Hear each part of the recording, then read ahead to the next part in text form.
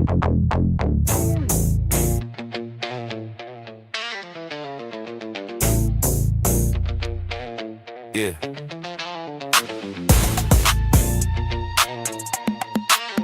Yeah. Ay, Mike check, 1, 2, James is back on the screen. The 007 with a mission that's clean. He's diving in the text from the Sahih Bukhari to the verse. Laying out the logic, making sure they rehearse. He breaks the Islamic dilemma. The ultimate trap, but the Quran confirms the Bible while the gap in the map. Reciting Surah 547 like a heavyweight chant. While the critics try to dim him and extinguish his lamp. He's the truth teller, yeah, the TikTok ghost. The one the moderators seem to hate the most. Better wanna count, he just starts up anew. James 007, bringing planks, tell the truth. Manifesting in the comments, yeah, the pressure is high. But he's standing on the rock, while the hours go by.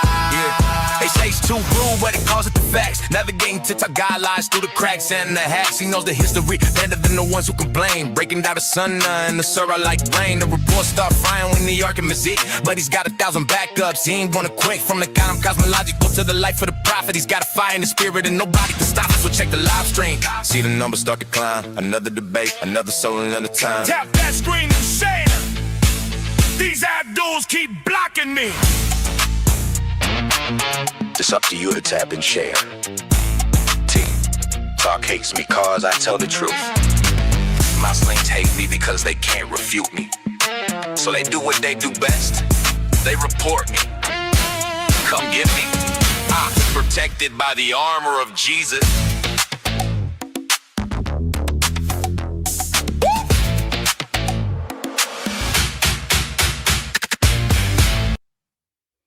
God bless, God bless, God bless.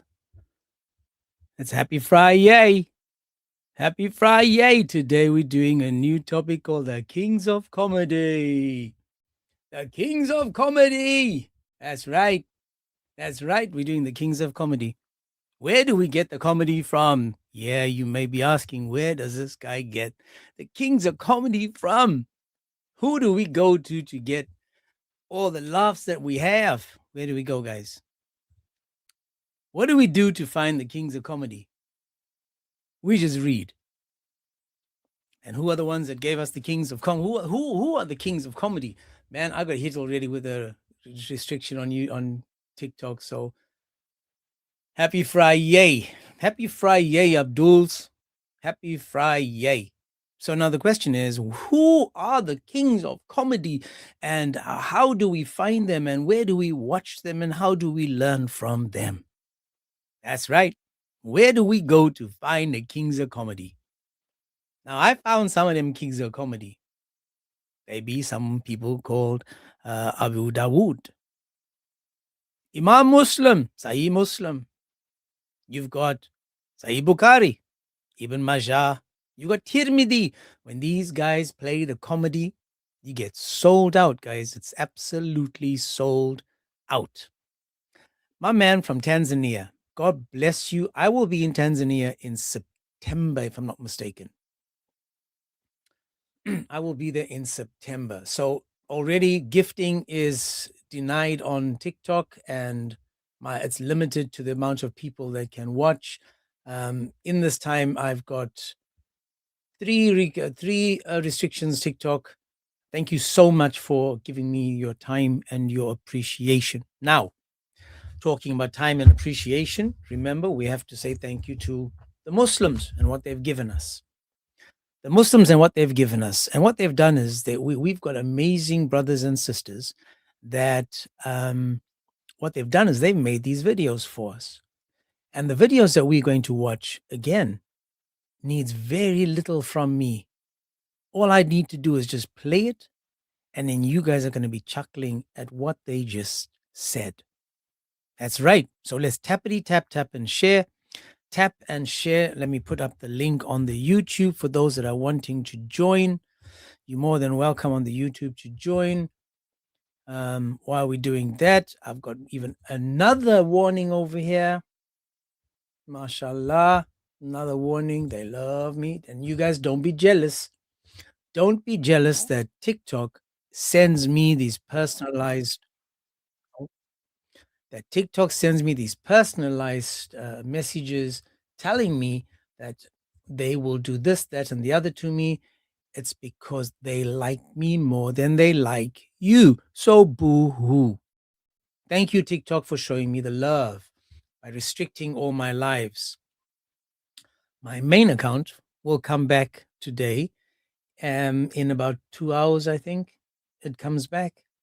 And then on Monday, I'll be using my my main account on Monday, my main account. So those that are on YouTube, on TikTok right now, just remember this is my backup. Now, TikTok, please, you guys need to tap and share. There's 6 people in here and it's limited. They're stopping it from being shared. Literally stopping it from being shared. 6 people. Come on, man. That's crazy. That's crazy. So salam al masih to all my brothers and sisters. Peace of Christ be with you all. Remember, we're in the middle of Lent. We're in the middle of fasting. We're in the middle of our sacrifice. For those of us that are, practicing the sacrifice, this is the fast. You don't have to fast yourself and show the world that you glum and gloomy like the Muslims do. Because I'm going to read. I need to go to the Bible quickly just for a second. And I want to go to, let me see if I can find it. Just remember, we're on 79 today, right? 79. I want to just read, while we're waiting, I want to read from the Bible. And when it says, we're in Matthew 6, beware of practicing your righteousness before other people in order to be seen by them, for then you have no reward from your Father who is in heaven. Now, remember, in for example, New York, these people went outside and they were praying outside like the Muslims do, because everything for them is to try to show what they're doing. Matthew is telling us in Matthew 6, don't practice your righteousness before these other people. It says, thus when you give the needy, sound no trumpet before you as the hypocrites do in synagogues and in streets, that they may be praised by others. Truly I say to you that you received their reward. But when you give to the needy, do not let your left hand know what your right hand is doing, so that your giving may be in secret, and your Father who sees in secret will reward you. I just needed to go back to that because, again, this is pointing out to how these people are so desperate when they finding attention. In 6:16, it says, and when you fast, do not look gloomy like the hypocrites, for they disfigure their faces that their fasting may be seen by others.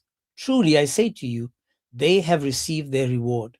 But when you fast, anoint your head and wash your face, that your fasting may not be seen by others, but by your Father who is in secret. And your Father who sees in secret will reward you. So don't be like these hypocrites. Don't be like these Muslims, so desperate for the attention, so desperate for look and see what I'm doing. Oh, it's a Ramadan ding dong. We need to fast. I watched a guy in France, in Paris, who attacked another man for eating in public. He was walking along eating, and these Muslims attacked him because, don't you know it's Ramadan? What you do should be between you and your Lord and Savior, not an advert for the whole world to see so that you think that you're going to get good deeds and attention. Then we're doing it for the wrong reasons. So even though we are fasting, and we are not like the halal adam, the haram adam Muslims, they are so attention seeking that it's embarrassing. It's embarrassing to watch them remind people every day that they're fasting. And then we've got, for example, the watcher, the guy that wants to get zooted if he joins the Illuminati, the warner, who threatened God Logic with unaliving him a couple of days ago. And this is during Ramadan, the fast. Isn't it crazy how these people behave when they're fasting?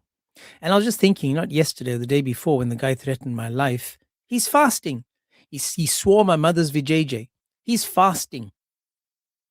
This is Ramadan. Ramadan ding dong. Ramadan. This is what these people want you to think about them. It's embarrassing. It's sad and embarrassing watching these people try to get the world's attention because they are fasting. Now, we're going to get back to the game of Kings of Comedy. What do we have today? Now, there are many hadiths, many hadiths that we can go to. A lot of them are going to show us. And as you can see, according to it's saying that hadiths are scientific proof of Allah. Okay? The hadiths are saying that these are scientific. This is proof, scientific proof that Allah exists. Now, you must be able to agree. Don't be nasty people. You must be able to agree that these hadiths are so brilliant, so amazing, so akbar. You guys are just jealous that we don't have that in our scripture. You guys are jealous, literally jealous that we don't have some of these hadiths in our scripture. For example, I bet that you guys wish you could say, during the pre-Islamic period of ignorance, I saw a she-camel surrounded by a number of monkeys. Sorry, I saw a she-monkey surrounded by a number of monkeys. They were stoning it because it committed illegal sexual intercourse. I too stoned it along with them. You are jealous that you can't say that.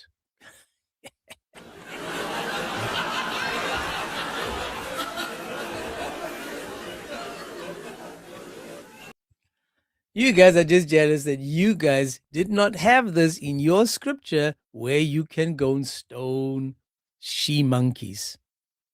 Imagine you're minding your own business. You see a monkey running along, other monkeys are stoning it, and you decide, I'm going to stone it too. Why? Because the monkey committed illegal sexual intercourse. How do you know that the monkeys were committing sexual intercourse? Illegal. That's what the hadith says. Bukhari 3849. It's saying that it was committing illegal sexual intercourse. You have to be slightly slow in the brain. How do you know this? The monkeys. Now, if you think that's bad, talking about monkeys, the Quran also says that Allah will turn them into pigs and monkeys. Who will he do that? Who will he make into? Let's read. Sunan Ibn Majah 40:20 says, people among my nation will drink wine, calling it by another name, and musical instruments will be played for them, and singing girls will sing for them.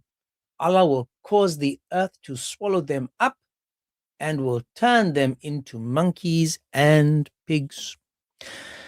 Are these the monkeys that are getting stoned? Are these the monkeys getting stoned? This is Sunan Ibn Majah 40:20. So the God of Islam can make people turn into monkeys. He's going to do this. So guys, I hope you're tapping and sharing. Tap and share. We are learning now that the science is proving Islam to be true. The science is proving Islam to be true. So don't be upset. Don't be upset. Don't be sad, because the hadiths are proof that Allah is true. Now, if there's any Muslim listening, we're going to go through many new hadiths through videos. We're going to watch the videos of them. And if you think that it's true, or you think that we got it wrong, please help us. Please help us, because I want to understand. I need to understand how I got this wrong. How did I get it wrong? Because there must be a reason for me misunderstanding. Now, I've got a few pictures to show you how we're going to do this. Now, we know we've got Comedy Central. We also have other pictures like the Sunni Tunes, the Hadith edition. That's right, the Sunni Tunes Hadith edition. And we're going to go through them. We're going to see, is it Sahih, Hasan, Daif? What does that mean? What does it mean to be Sahih? It means it's authentic. It means it's proven to be true. Hasan means it's good. Daif means it's bad. There's a break in the chain of narration somewhere along the line. Now, when this Abdul is having his game show called the Sunni Tunes Hadith Edition, we know for sure that it must be true. It must be true. You can't not make it not true. So that's what I'm saying. So today we're playing the game. We're having Sunni Tunes. We're having the Kings of Comedy. We are also talking about another one.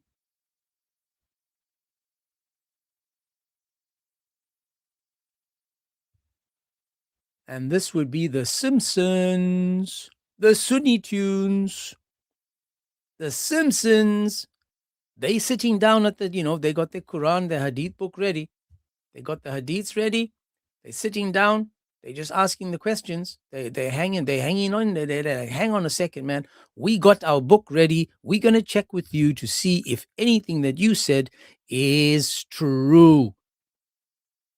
And then we also have the Disney edition. We have the Disney edition. Disney, the Sunni world. Because we need to understand that these can't be fables and stories. God bless you from South Africa. These can't be fables and stories, and it has to be true. So we know it didn't come from Disney. Didn't come from Disney. Neither did it come from Sesame Street. In Sesame Street, these puppets and hand puppets and all these book puppets, don't be fooled by them, because it can't come from Sesame Street. So we know it could be a Disney, because that's the Sunni world. Could be the Sunni Tunes from The Simpsons. It could also be the Sunni Tunes from Looney Tunes, or it could be the Kings of Comedy. You have no idea how much of fun I had making these pictures.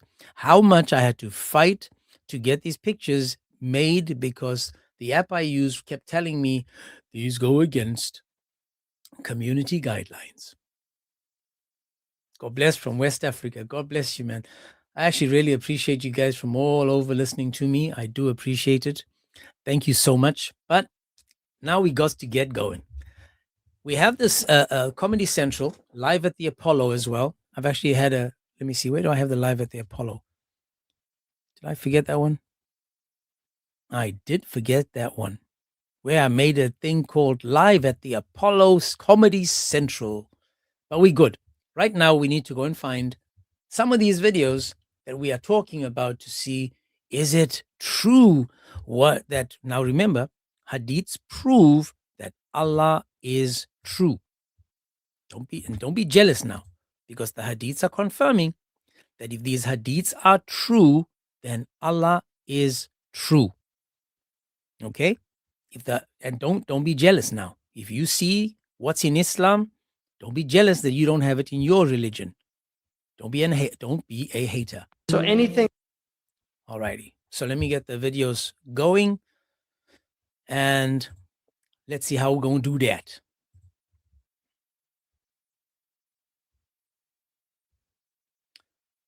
Now, I don't know, as I said before, I don't know what he's going to say next.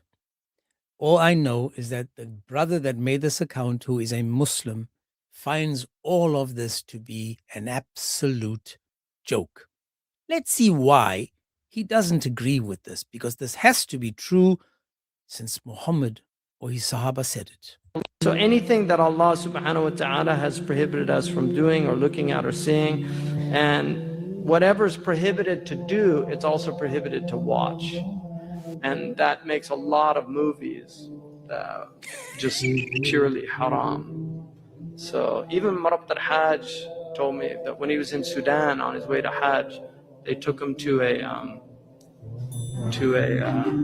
outdoor cinema. This is in 1938, and he actually told me that, like, I asked him what he saw, and he said there were two people shooting each other up on the screen. And I said, "What'd you do?" He said, "I left." He said, "You shouldn't look at something that's not permitted to do." What the fuck was that?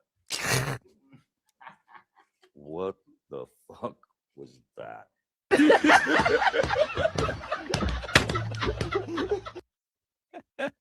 So I apologize about the language. But in 1938, he went to a drive-in and he saw the bang bang. And he said, "You're not permitted to do that. Because at the time of Muhammad, we didn't have any guns. So you're not allowed to use them things. Get the sword, please. Don't use guns." Because he said it, it must be true. Don't be haters. Because he said it, it must be true. Man, you guys are awful. How can you hate on the guy? Why are you laughing at the poor guy?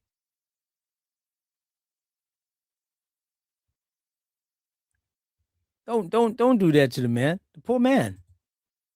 Do you see why this is Comedy Central? The kings of comedy.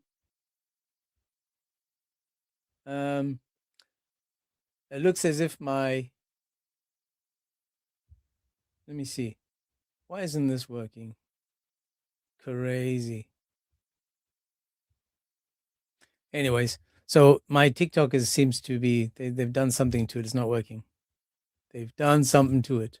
So now you guys, this is just the start. That's numero uno. That's number one, just to get an idea. And we can see so far that because it didn't happen at the time of Muhammad, it's not allowed. Now this is just a warm up, guys. We're just warming up. We just gonna be warming up. Yesterday I played you one, which I'll play soon again, just so you can see. But let's try another. يوم القيامة. Yom al Qiyamah. Let me just get this off there. Let's see, Kings of Comedy. What you gonna teach us today? يوم القيامة. Standing. People being resurrected naked. Standing, waiting to be judged by Allah subhanahu wa ta'ala. How long this standing gonna be? 50,000 years. I want you to think now, as you're standing there waiting for your Lord, you ain't sitting on no chair. You're standing in the heat and you're sweating. You're standing in line, not a day, not a week, not a month, 50,000 years. Wow. Wow. Let's just give me a second. Let me process that. Let me process that.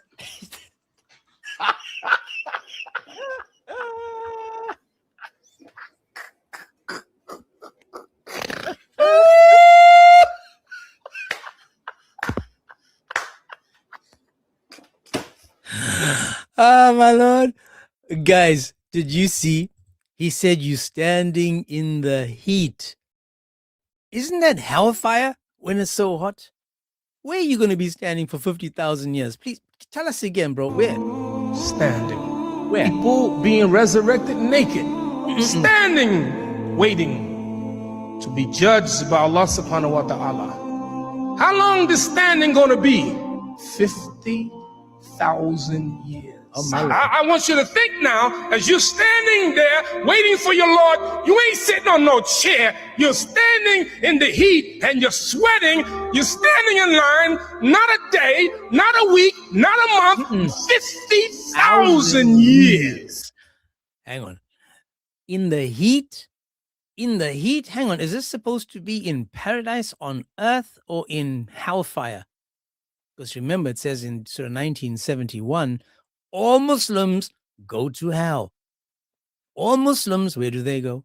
To hell. Now you're going to be naked and you'll be standing. I hope he means on your feet. Because if you're standing anywhere else for 50,000 years, man, that blood rush. Can you believe that? 50,000 years.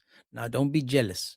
Don't you dare be jealous because they have it and you don't. You don't. You guys are just jealous because they have it and you don't. The Muslims will be standing for 50,000 years. That's right. Don't be a hater because they got and you don't. Thanks, Chris. I saw that it's working, but I can't change the screen. I can't put the picture up. It's stuck. The whole screen is just frozen on my side. So apologies on TikTok. Everything's just frozen. Nothing's working on me. So actually, let me try this.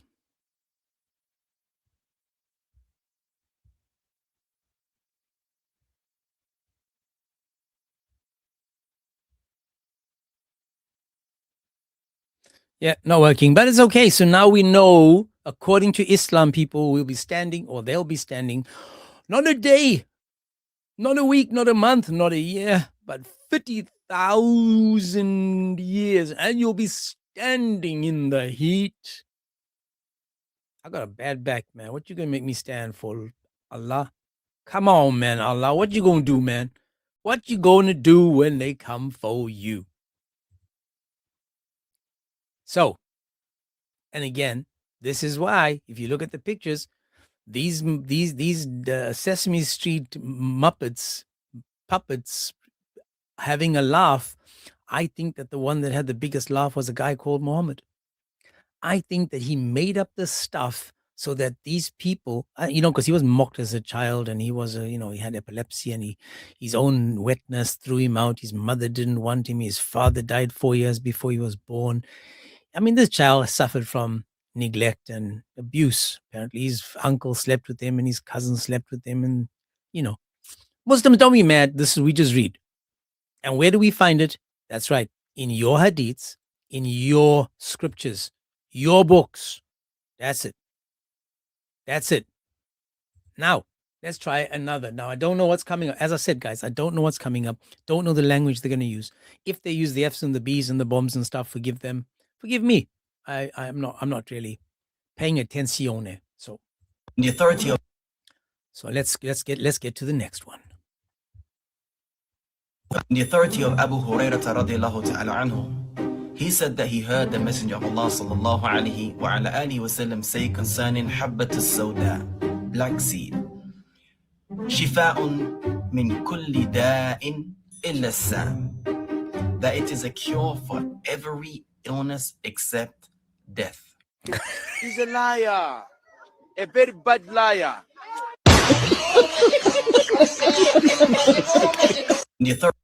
So let's find out again. What is it that heals all sin? Please teach us. What is it? And why didn't Muhammad take it after the Jew poisoned him like a rat in the house? Please, one more time, my brother. Can you help us understand? The authority of Abu Hurairah radiallahu ta'ala anhu, he said that he heard the Messenger of Allah sallallahu alayhi wa ala alihi wasallam say concerning Habbat al-Sawda, black seed. He's talking about the black seed. The black seed. What does the black seed do for us, my brother?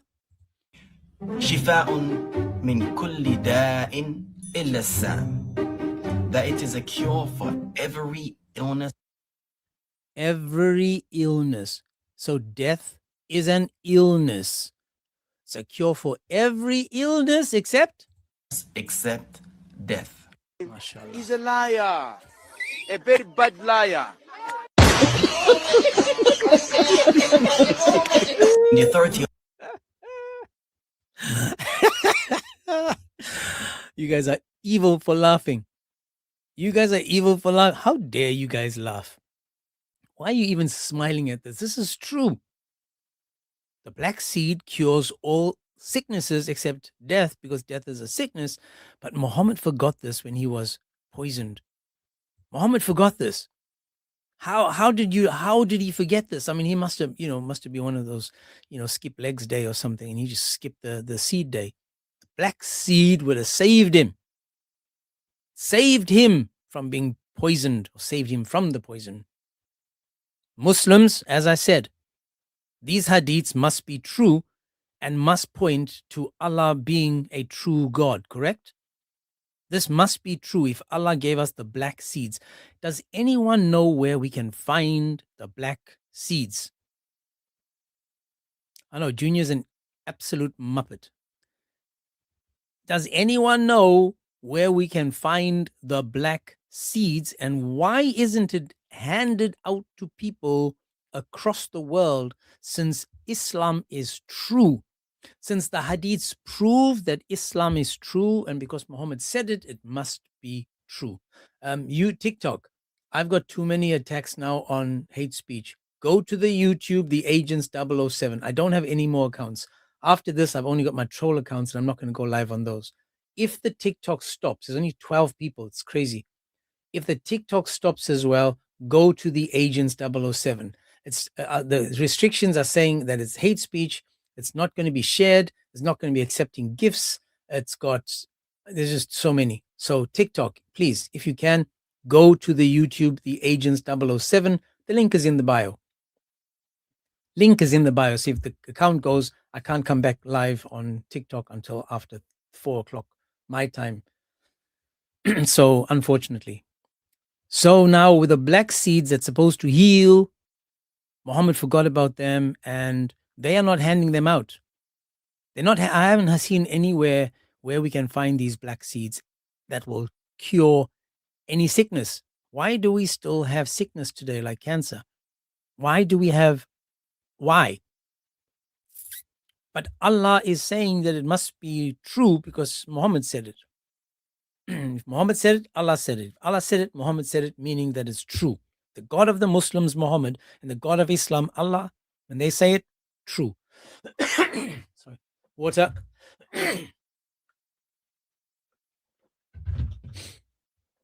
So it must be true. Must be true. The kings of comedy.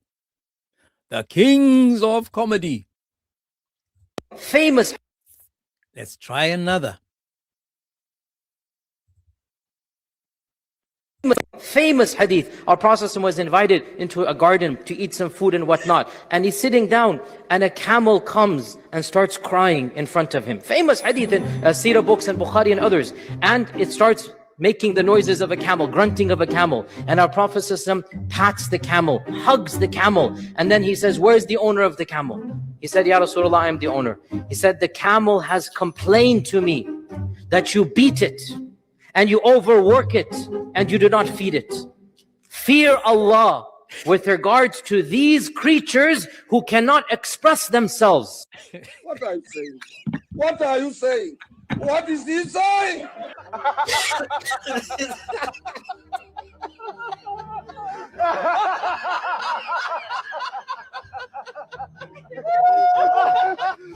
Famous.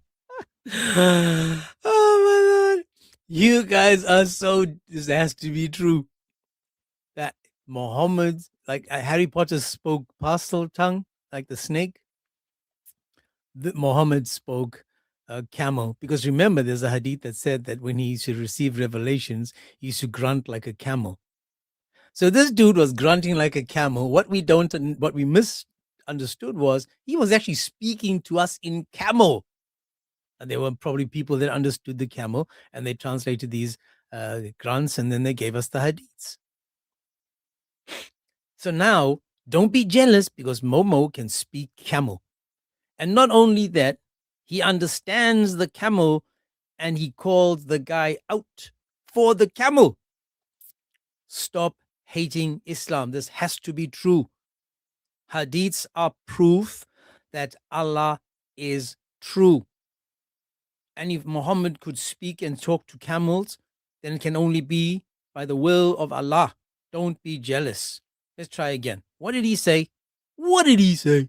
This hadith, our Prophet was invited into a garden to eat some food and whatnot. And he's sitting down and a camel comes and starts crying in front of him. Famous hadith in Sirah books and Bukhari and others. So this is a famous hadith about the camel tears. So no more crocodile tears, people. When we talk to the Muslims, We're not going to say, oh, put away your crocodile tears. We're going to say, put away your camel tears. Because we know that camels can cry. What did he say there, my man?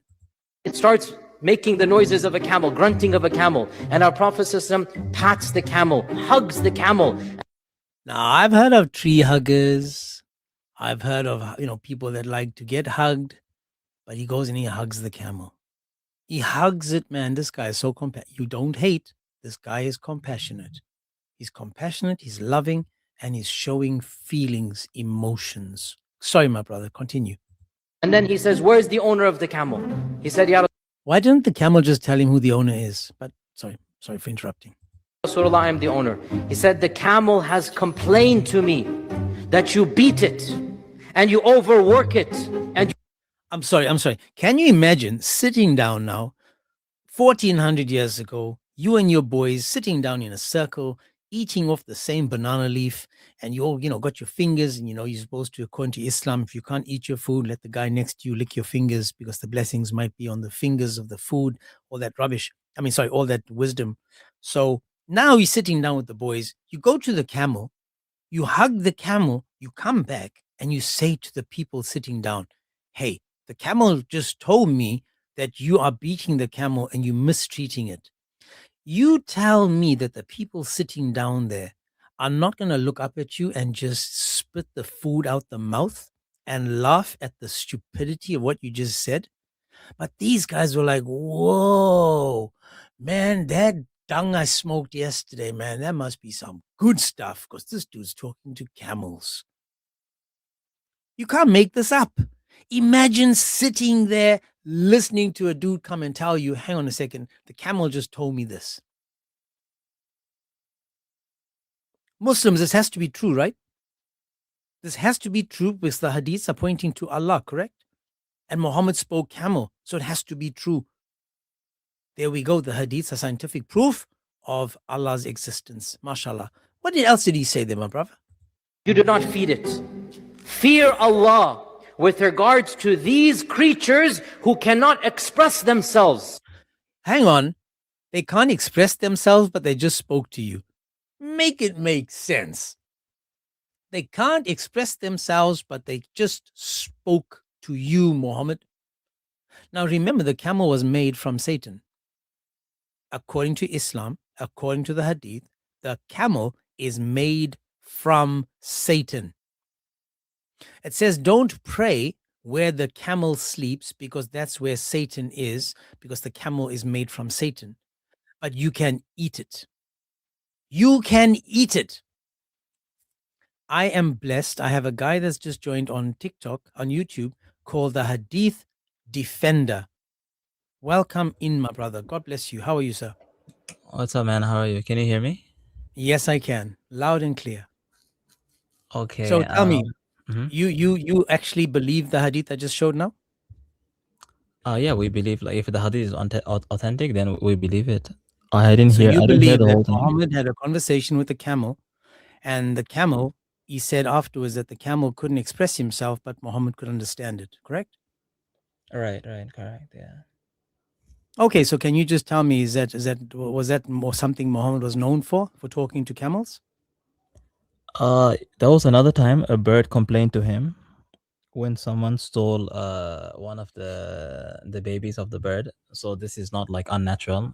We know that the Prophet Solomon could talk to like the other like animals and jinn and other kinds of like creatures. So this is So not just like just so I, just so I know, astonishing. so Yeah. this is 100% true that according to you, this proves that Muhammad is the true prophet and Allah is a true God, because Muhammad was able to talk to a crying camel and express the camel's feelings to the people sitting down.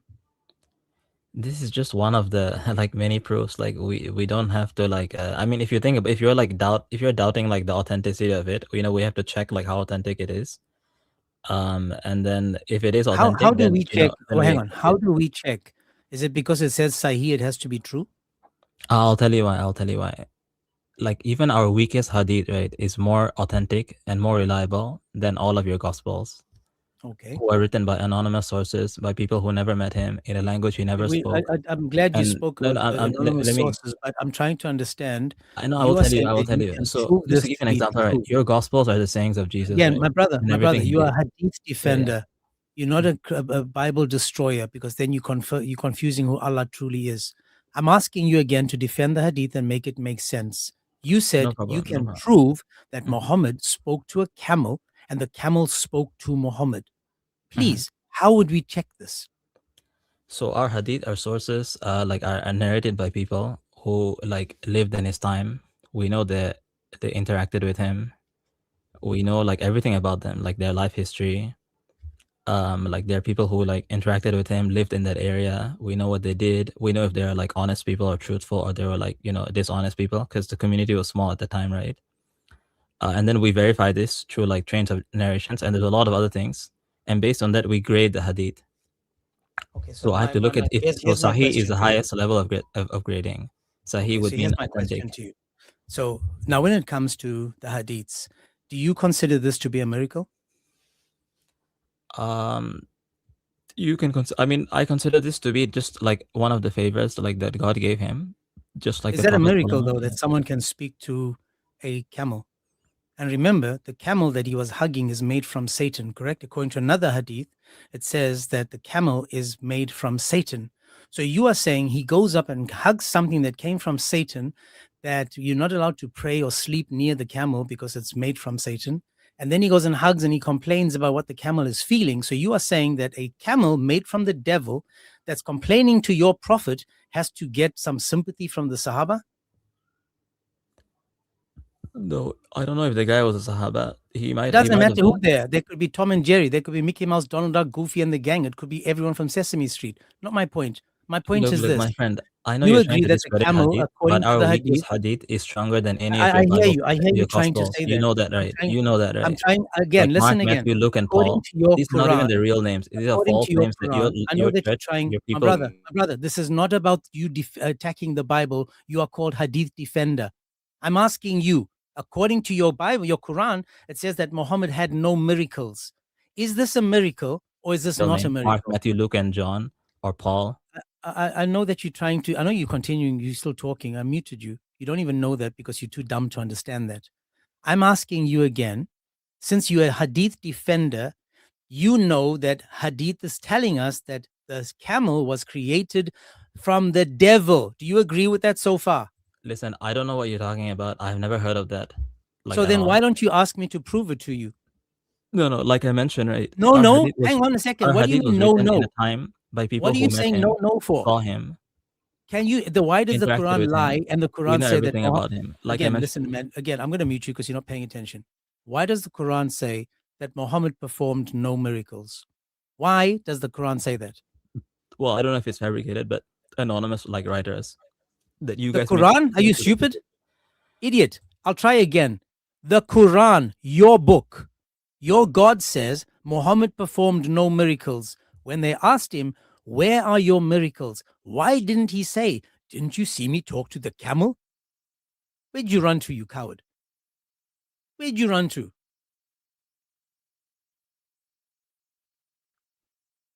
He's called Hadith Defender and he wants to talk about Matthew, Mark, Luke, and John.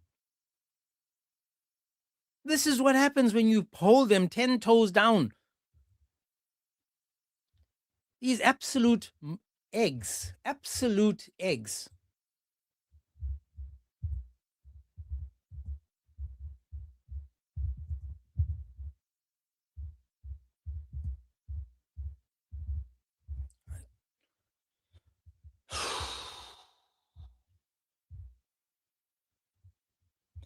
I just needed to think for a second there just to get my mind off it, because it says that, again, there's a hadith. I need to find it. If anyone knows it, you can just remind me which one it is, when it talks about where you can't sleep or go to the camel because the camel is part of Satan.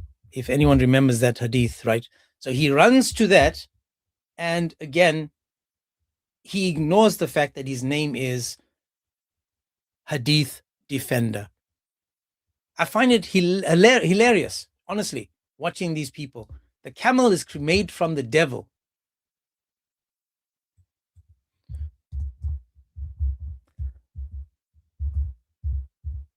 I need to find that, just 2 seconds. It says, the camels which belong to devils, and they are which in houses, let me just see, which belongs to the devils. It says, I'm just trying to find out where it says, there we go. Oh, it says, perform prayer in the sheep's resting place, and do not perform prayer in the camel's resting place. They were created from the devils. This is Sunan Ibn Majah 7. There we go. It's on the screen. I forgot I had the TikTok is stuck on the screen.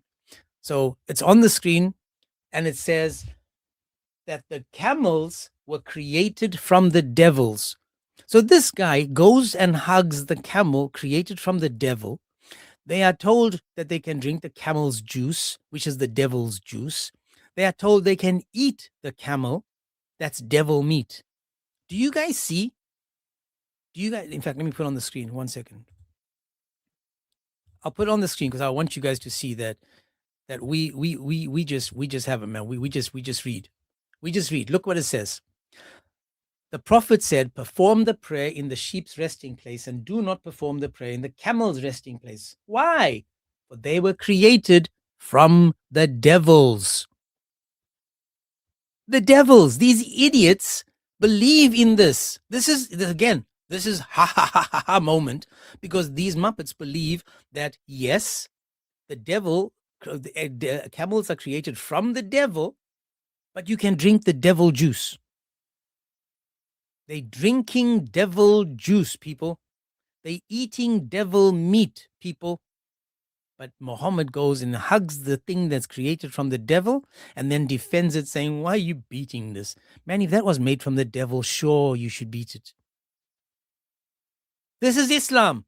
He's called Hadith Defender, trying to focus on John, Matthew, Mark, Luke, and Paul. You're a weak defender, bro. You as weak as Aisha was when Muhammad entered the room. You guys are a joke, man. Seriously. Let me just give you this, man. Let me give you this.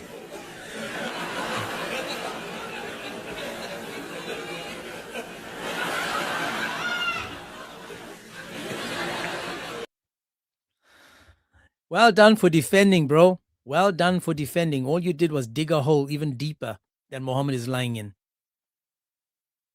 Unbelievable. You guys didn't even know that these hadiths exist.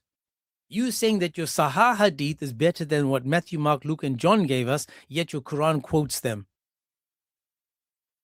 But again, all we do is read. As you guys can see on the screen, camels are made from the devil, and they are told to drink the devil's juice. You can't make this up. This is Comedy Central. And this is the kings of comedy right now. The kings of comedy. Kings of comedy. Let's just laugh with him.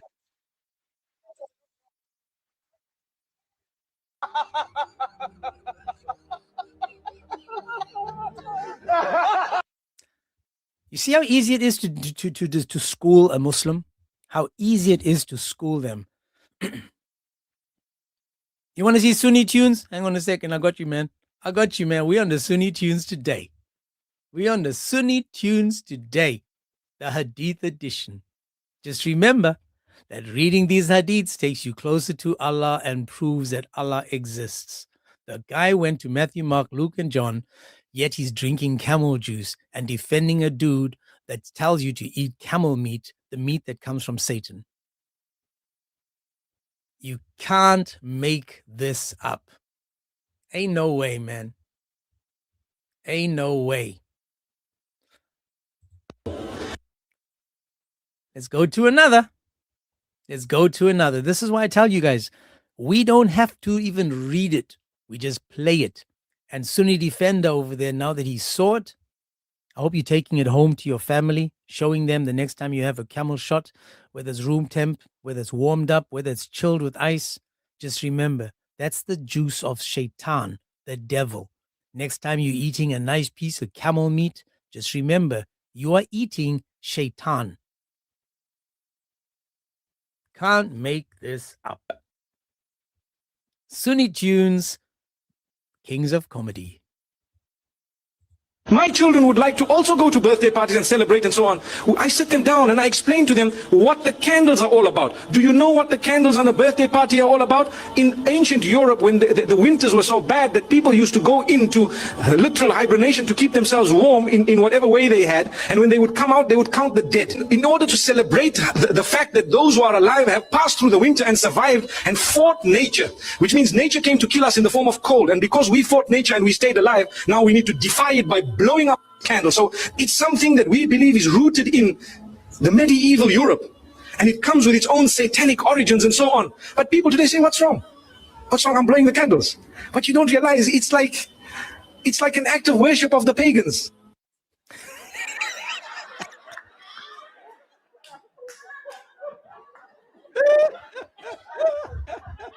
I'm so damn confused.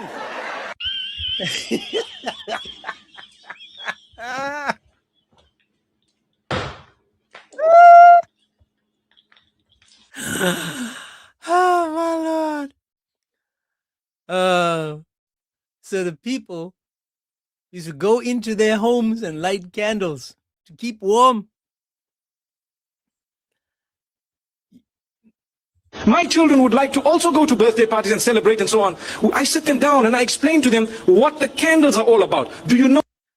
So now he's going to sit his kids down and he's going to go, listen, do you know what the candles on the birthday cake is all about? Know what the candles on a birthday party are all about? In ancient Europe, when the winters were so bad that people used to go into literal hibernation.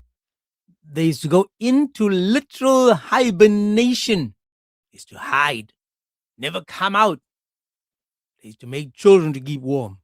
To keep themselves warm in whatever way they had. And when they would come out, they would count the dead. In order So they came out to count the dead. These people, and that's right, these people and the bears, they'd be like, it was a long sleep that was, man. Who died? Let's go outside and let's go and count them and see who survived and who died. Let's go and see. Let's go see. Let's go count. to celebrate the fact that those who are alive have passed through the winter and survived and fought nature, which means nature came to kill us in the form of cold. And because we fought nature and we stayed alive, now we need to defy it by blowing up candles. So we're going to define the cold by blowing out the candles. Don't laugh, because this is proof that Allah exists. This is proof that Islam is true, that Allah exists. Don't laugh. Don't be like that. This is proof. It's something that we believe is rooted in the medieval Europe. So in medieval Europe, because they blew out the candles because the winter was over, this was a pagan practice. That sure makes sense. Hadiths are proof that Allah is true. And it comes with its own satanic origins and so on. But people today say, what's wrong? I'm just wondering, in Arab countries that have air conditioners now, or when they go outside and it's hot, then they go inside and they make it cold, is that a pagan thing to do, to make it cold because Allah created it hot? I don't know, man. This must be true. It has to be true. Must be true. I'm blowing the candles. But you don't realize it's like an act of worship of the pagans. How do you worship pagans? How is that an act of paganism?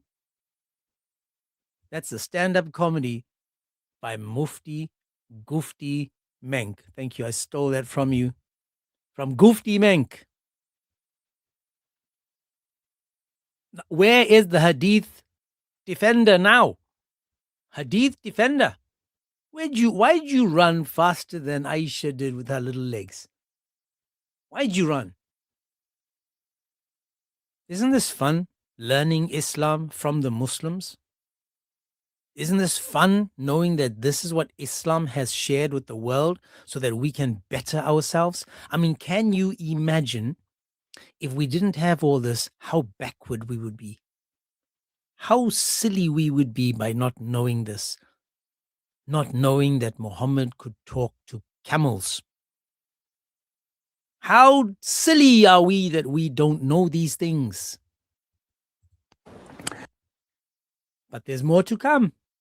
More to come, guys. Keep tapping and tapping. And if there's any Muslim that wants to join on YouTube, the link is in the chat.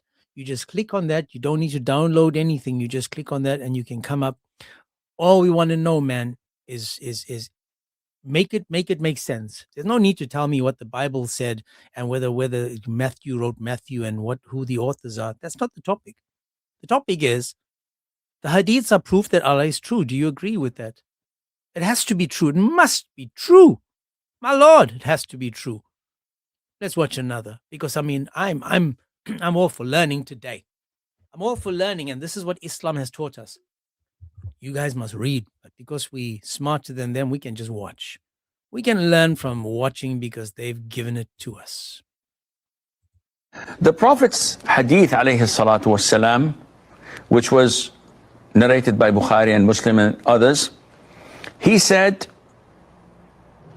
cover the pots and tie the leather containers, water containers. Close the doors,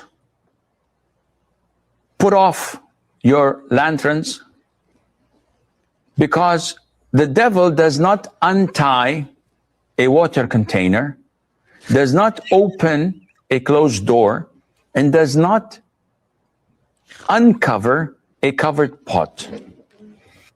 This is understood from the hadith of the Prophet ﷺ.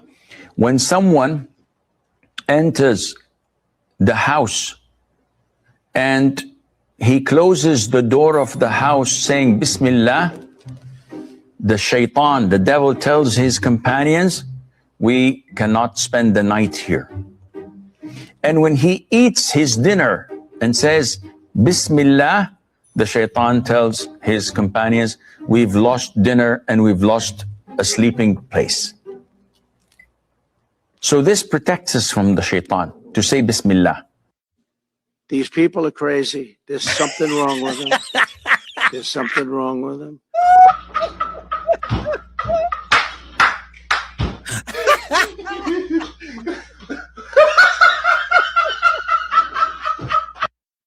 I didn't expect to see Trump.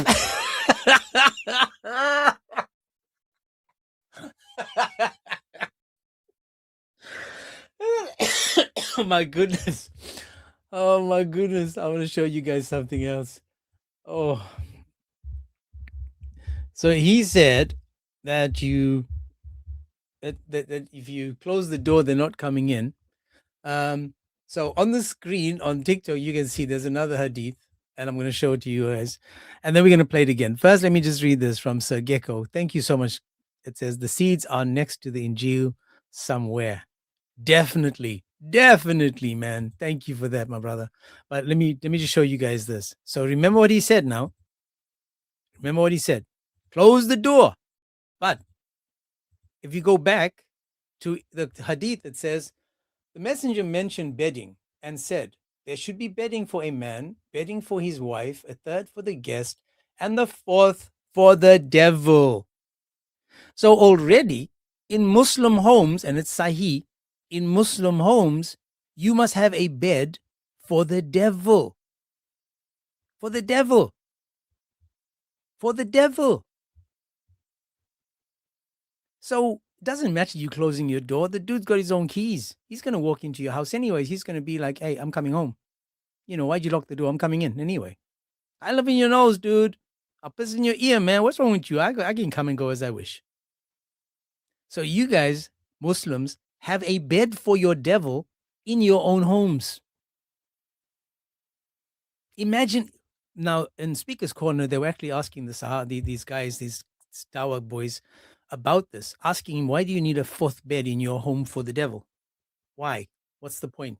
And they couldn't answer, and they kept, avoiding this topic, because the science is, again, Islamic science, people, Islamic science. So you see how easy it is when they say one thing, how we can just debunk it with something else. That's the Islam they don't want you to know. That's why, man, we just have a good old chuckle when we're looking at the what's it called, the silly street, not Sesame Street, the silly street, and you know all the other things that we stuck with. But we got to watch that again. We've got to watch it again because again, Islam is a gift that keeps on giving. alayhi salatu wassalam, which was narrated by Bukhari and Muslim and others, he said, cover the... Okay, I want you to notice. Look at his body, his body language, right? His body language is telling us that he is trying his best to make it make sense, to be true, because you have to be a dumb daddy dumb to believe this nonsense. You cannot be. Where's the Sunni defender? That muppet. Where's this muppet? Where you've got Satan sleeping in your home, you're drinking Satan's juice, you're eating Satan's meat, you got a bed for him, he sleeps in your nose, pees in your ear.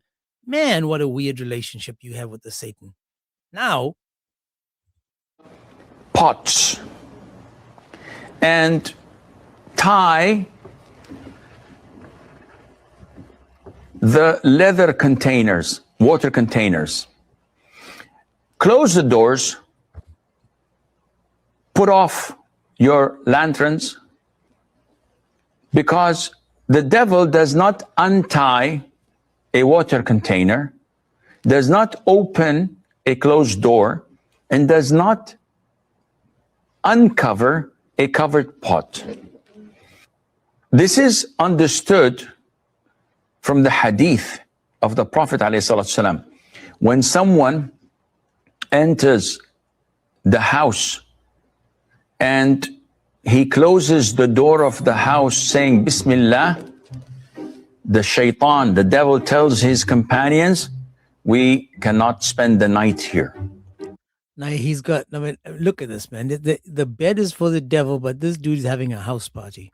He invites everybody and their friends to come to the house. Man, this is Islam, guys. So it has to be true. The hadiths are proof that Allah is true. And when he eats his dinner and says, Bismillah, the shaitan tells his companions, we've lost dinner and we've lost a sleeping place. The shaitan loses his dinner. I mean, that dude must be skinny. That dude must be skinny if all these people are walking about saying Bismillah, Bismillah, Bismillah. So this protects us from the shaitan, to say Bismillah.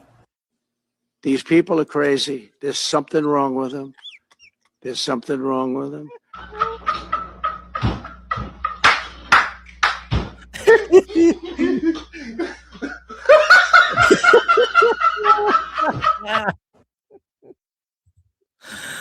Oh my Lord. Oh my Lord. Oh, I'm sorry, man. But man, sometimes, you know, this Islam is a gift. So close the door, but he's in your nose. Close the door, but you've given him a bed.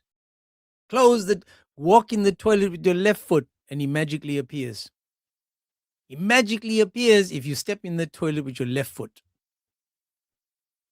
Man, do you guys see why? All we have to do is ask these Muslims to make it make sense. Make it make sense, guys. Again, Muslims, I beg you, this is what you've given us. You want us to become Muslim. I am doing dawah now. I'm sharing hadiths because hadiths are proof that Allah is true. And now we're going to get a lot of people saying this has to be true. I want to become a Muslim. It has to be true. So I'm going to be a Muslim. So why do you guys hate this? Come on, man. This is the time for the Sunni tunes, the Hadith edition. Hadith edition, people. Told you we're going to have fun today. But as I said, I don't know the next video that comes up and again and again. And sorry, dude, for that. Your Daif Wi-Fi. Mine is also playing up. I can't do anything on my screen. Everything is frozen. So let me just try something on YouTube.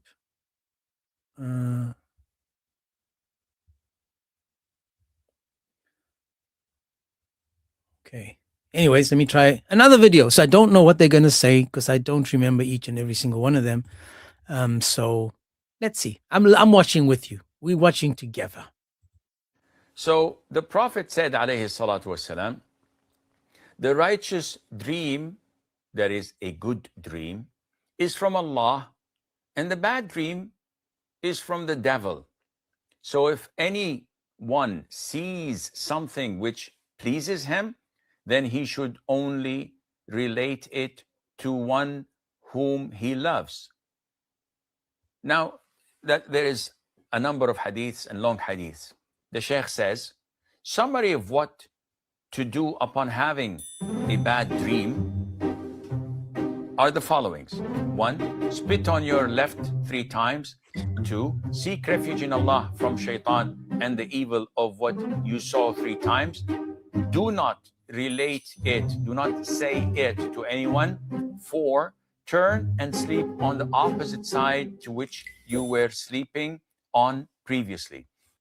What are you saying? What are you saying? What is he saying?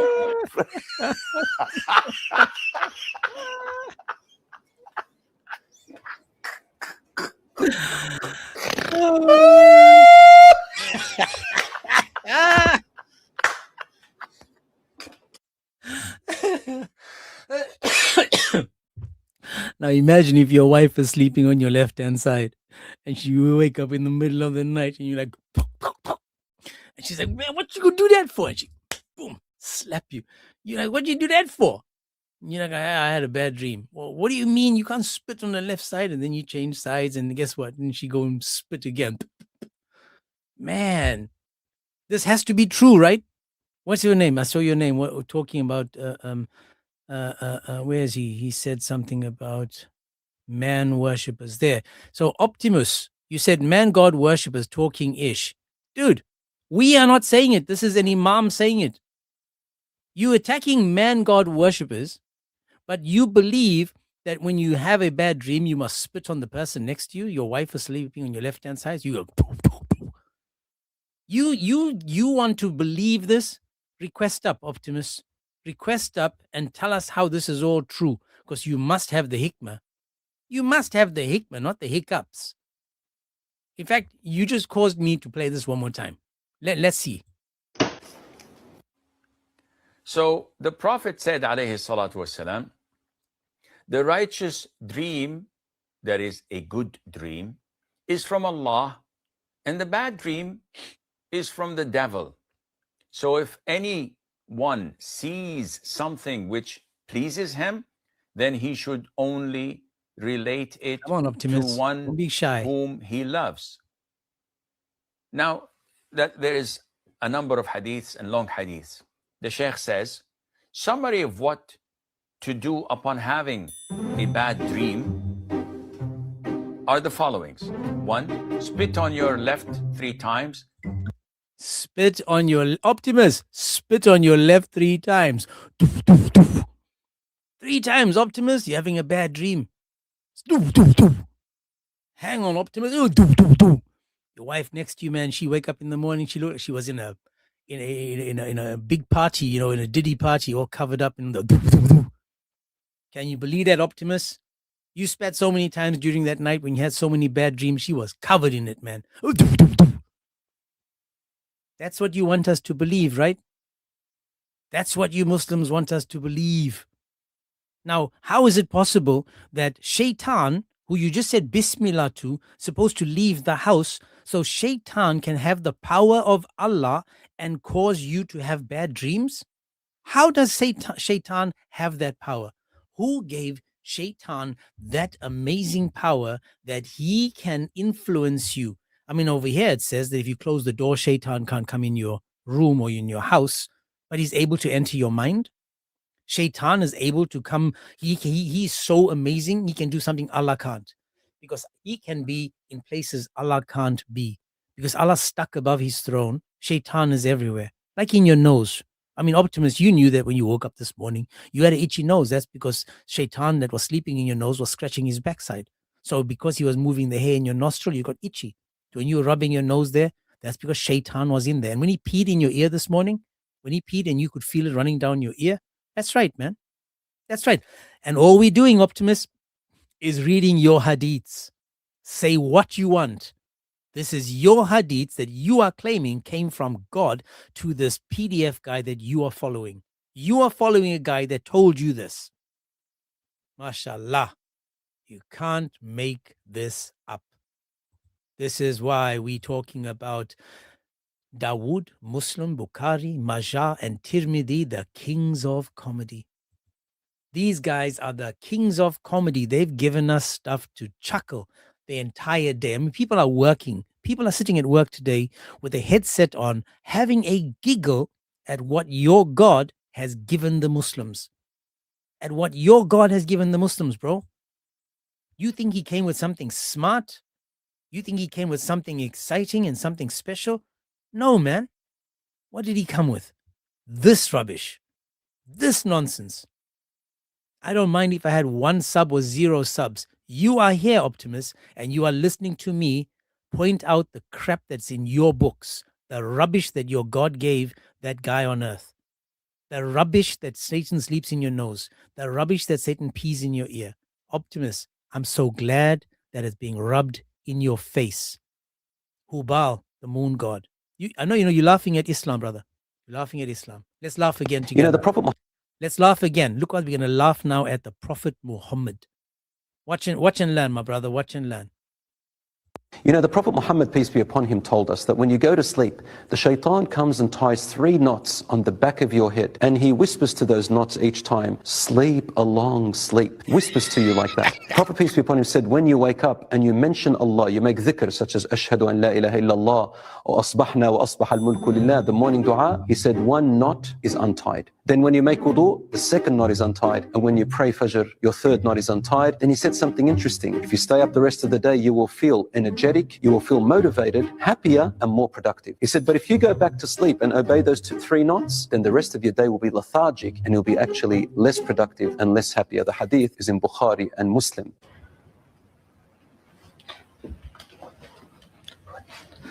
What the fuck is going on here?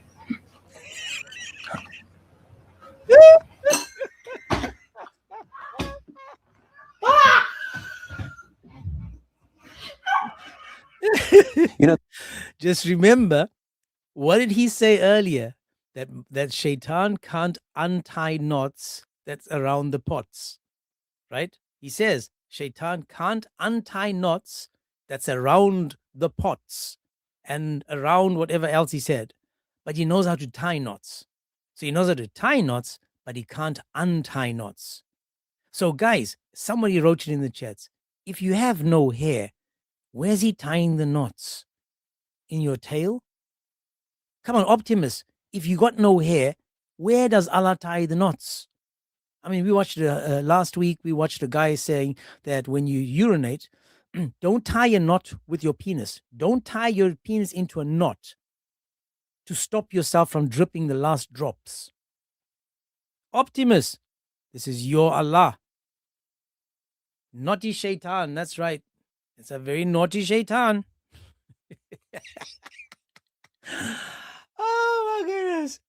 This dude is panicking in the chat. This dude called Optimus. He's panicking in the chat because he's not getting his voice out there. Yeah, he's a keyboard warrior. He's not getting his voice heard. So this must be so frustrating. Watch again. Let's see how shaitan ties knots. This has to be true. And this proves that Allah is God, right? Let's see. Is Allah truly, and are these scientifically proven? Of course they are. The Prophet Muhammad, peace be upon him, told us that when you go to sleep, the shaitan comes and ties 3 knots on the back of your head, and he whispers to those knots each time, sleep a long sleep. Whispers to you like that. Prophet, peace be upon him, said, when you wake up and you mention Allah, you make dhikr such as ashhadu an la ilaha illallah, or asbahna wa asbah al-mulku lillah, the morning dua, he said 1 knot is untied. Then when you make wudu, the 2nd knot is untied. And when you pray fajr, your 3rd knot is untied. Then he said something interesting. If you stay up the rest of the day, you will feel energetic, you will feel motivated, happier, and more productive. He said, so this is, guys, when you talk to a Muslim and you see that they're lethargic, they're not really productive, you know exactly what happened. Shaitan went and tied knots at the back of their heads. Now, if the dude got no hair, we need to ask, where did Shaitan go to tie the knots? Is it on his chesticles, his armpiticles, or his bodicles, or her vajayjacles? Where does he tie hair? Because it's supposed to be trimming your hair anyways. This is Islam. Optimus. But if Salaam you go alaikum. back to sleep and obey those 3 knots, then the rest of your day will be lethargic and you'll be actually less productive and less happier. The hadith is in Bukhari and Muslim. It's in Hadith, in Bukhari and Muslim, so it must be true. The Sunni tunes, the Hadith edition. And of course, we've got the chain of narrations, so they must be true. Don't forget that. They must be true. If it's said in a hadith and the hadith is sahih, it must be true. Stop arguing with these people about it. Optimus, I bet you love the image on the screen right now, the Sunni Tunes Hadith edition.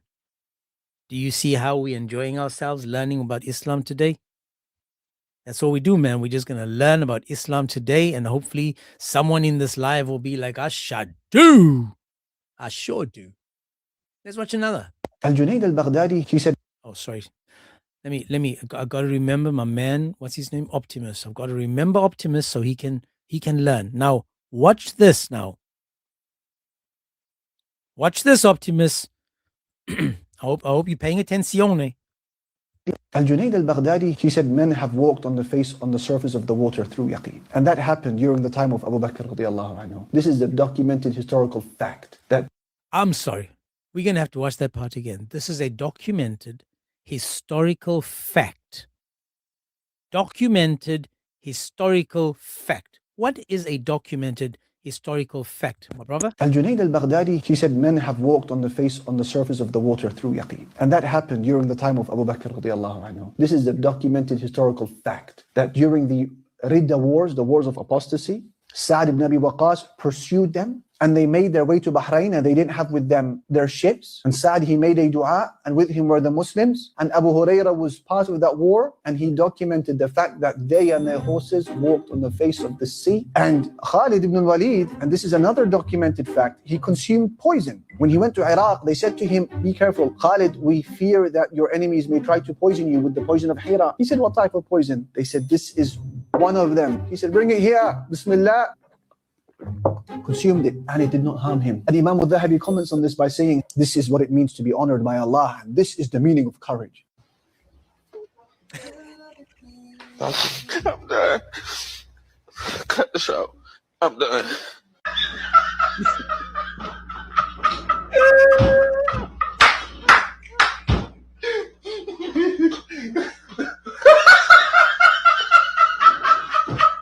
Al-Junayd. Oh my goodness. Must be true. So water was conquered by the horse. Poison was conquered by this Muppet, but Muhammad couldn't conquer the poison. This has to be true. This is, he said, is documented and an historical fact. Documented and a historical fact. How many of you guys knew this? Because it's so documented and it's such an historical fact. How many of you, honestly, how many of you knew this to be true? I'm not even joking. Seriously, answer the question. Did anyone know this as an historical fact? Optimus, did you know this as a historical fact? That this happened? Which C was it? Vitamin C? This must be true, right? This is Islam. Hadiths are proof that Allah is true. And these are scientifically proven, of course, so it must be true. The Sea of the Desert Sea. I now see.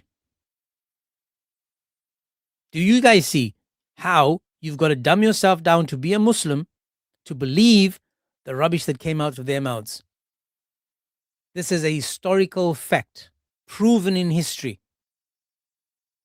Historical fact, proven in history. Muslims request Tell me that you believe any of this, please. Where do I go to find this historical fact mentioned? Why don't you guys lead with this when you're having conversations? Why don't you bring it up and say, look, this is what it said. It must be true. Historically, it has to be true.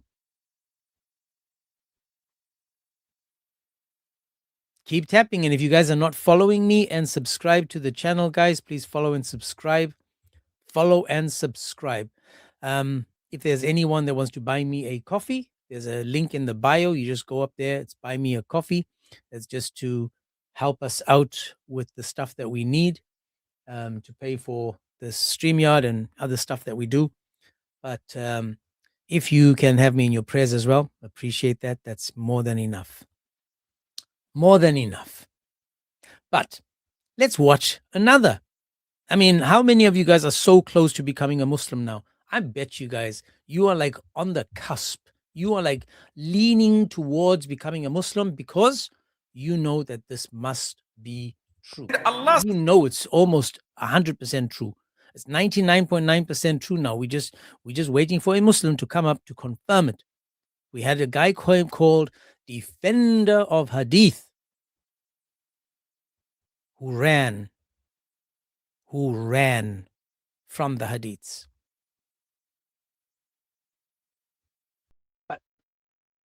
But he got more.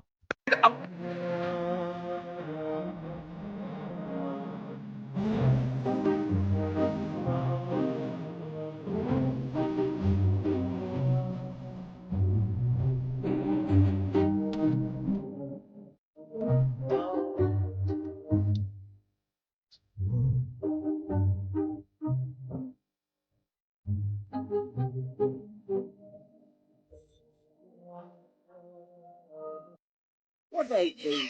What are you saying? What is he saying?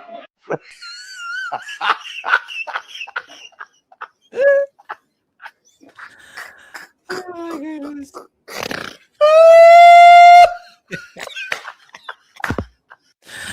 So Allah has a computer up there and he's going to go, come here, I want to show you something. Just log into your account, please. And you're going to log in. He's going to just scroll up. Keep scrolling. Keep scrolling. Yeah, stop there. Stop there. What did you just write there? What did you just do there? What did you just say there? Hey, stop scrolling. Hang on a second. Go back. Look what you wrote down there. Look what you said on TikTok. Look what you said to this guy. Look what you said to this girl. Aren't you told to lower your gaze? Man, the laptop of Allah must be. Imagine that. So why were you kicked out of Facebook? Why were you kicked out of TikTok? Why were you banned so many times on TikTok? For those that don't know, I've actually been banned on Facebook several times. Longest was 3 months for different things. Optimus is back. He says the rapid decline of X, whatever that is further proof of your religion's nature, constantly going at Islam while it gains more and more followers every day. Optimus, if you believe that they're coming to Islam because of this rubbish, the crap that is coming from the mouths of your imams, then you've made a mistake. They're only growing because of the amount of people that you guys push out to the vajayjay of your 4 wives and you forcing people to convert if you marry them. So again, cry a river. Cry a river. Allah is one what? One idiot? Because he sure gave us some stupid hadiths, my brother. He gave us some stupid hadiths. He gave us some absolute rubbish. But I'm sure to you that must be so true.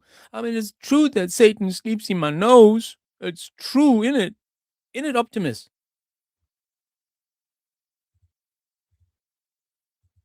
Listening to It must be true, Optimus. Shaitan sleeps in your nose. music, that is a major sin. نعم. Because the Prophet cursed it. لأن النبي صلى الله عليه وسلم cursed it. He said صوتان ملعونان في الدنيا. Two sounds that are cursed in this worldly life. He said, رنة عند مصيبة ومزمار عند فرحة. أو كما قال النبي صلى الله عليه وسلم. رنة, to ring the bell at a time of calamity, and mizmar, the blowing of the trumpet, and the use of musical instruments at a time of joy and celebration, like what they do in weddings and so on, and graduations. And these are cursed sounds, right?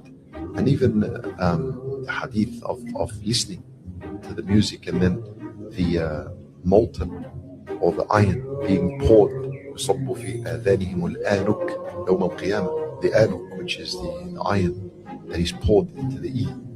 Now, so these. I'm gonna have to stop there. The ringing of the bell and the celebratory music is evil.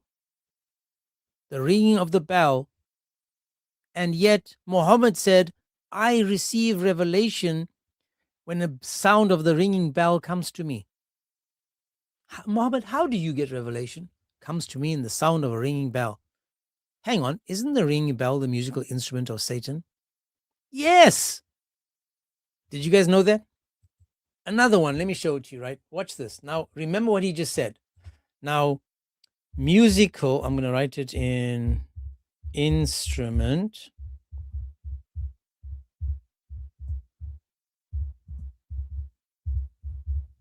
So check this out, right? Musical instrument of the devil on the, so it's in TikTok.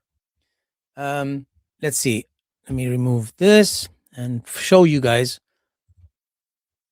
what it says when it comes to the musical instrument. It says, the apostle says, he reported as the bell is the wooden musical instrument of Shaitan. Who? Shaitan.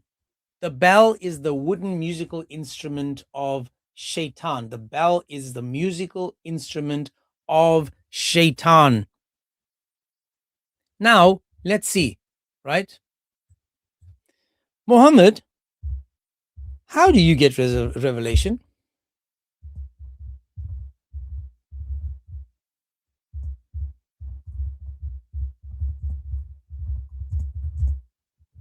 Let's see. There we go. It says, Bin Hisham asked the messenger of Allah, how does the revelation come to you? He said, like the ringing of a bell. Like the ringing of a bell. Do you see? Ding-a-ling-a-ling dong ding dong.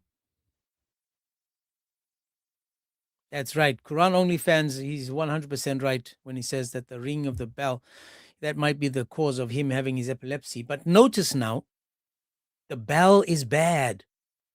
But ding dong, merry bell ringing is what Muhammad heard before he got revelation.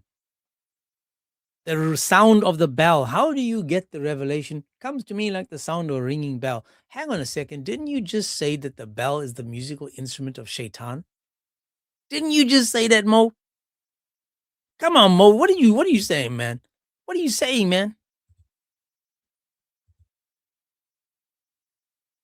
This is what we say, man. This is the Sunni world. It's like Disney World.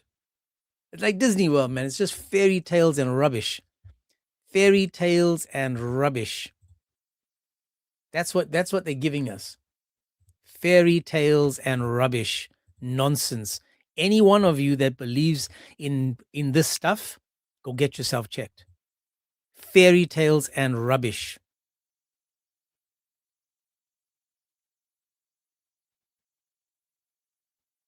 That's right, man.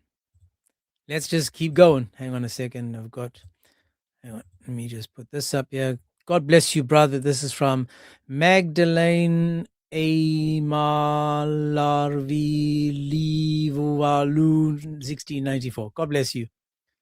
Tack så mycket. Tusen tack. Tack så mycket. But let's get back to another one. No, did we see this? That makes it a major sin. No.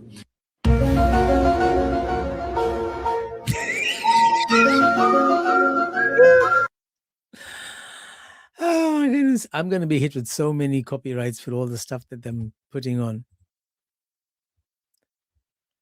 Oh man, you can't make this up. You can't make this up. I mean, I feel like you guys are like watching the Cartoon Network or sitting watching The Simpsons, and you guys are like, yeah, it must be true because it said so in the Quran. Al-Junayd al-Baghdadi, he said men have... It must be true. Must be true, man. Keep tapping, keep sharing, keep following, keep subscribing. Every Friday, I'm trying to do this on Fridays so that we can have a bit of a chuckle after the whole week and me talking to Muslims because I need a timeout. I'm looking forward to this weekend because my brain is not braining anymore. It feels like it's a Muslim right now. So, yeah. So we're going to watch another. Let's watch another, man. Let's watch another. And there's so many people have written back to me or sent me messages saying that the way they enjoy the fact that we are able to present Muslims and the Muslims presenting themselves, it's hilarious because we don't, as I said, if I say it, the Muslims say I'm lying. If this Muppet on the screen, this Sheikh or whatever he's called, his name is Asim. Imagine calling yourself your son in As. His name is Asim. If he is the one saying it, they're going to believe it more than if I say it. They honestly, the Muslims will say, this is why you don't find people saying the Hadith is a lie. What do? They accept the Hadith and then they attack the Christian Bible, the same book that the Allah of the Quran confirms. So what they do is they're attacking the Bible, trying to make the Bible look silly. But I mean, you just were told that Satan sleeps in your nose and pees in your ear.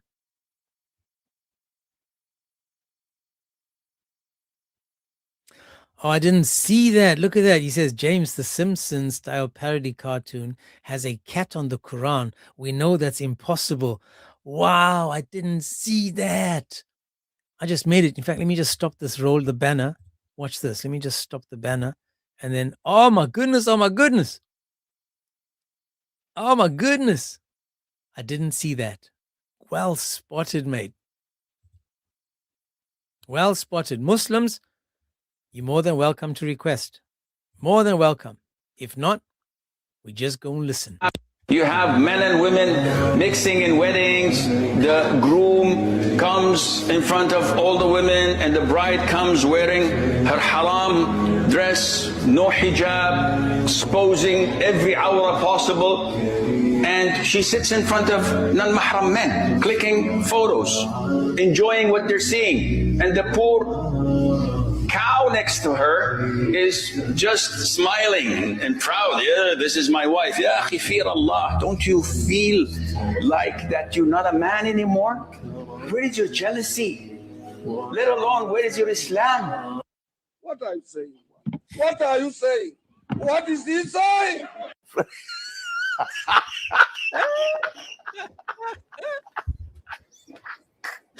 I dig this guy's laugh. Oh, man.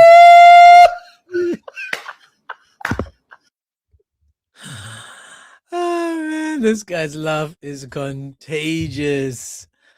So the guy needs to be jealous of his wife and cover up, don't take any photos, hide her from society, and that's how you keep you have a good wife. That's how you do this. You have to be jealous of your wife. You have to have jealousy.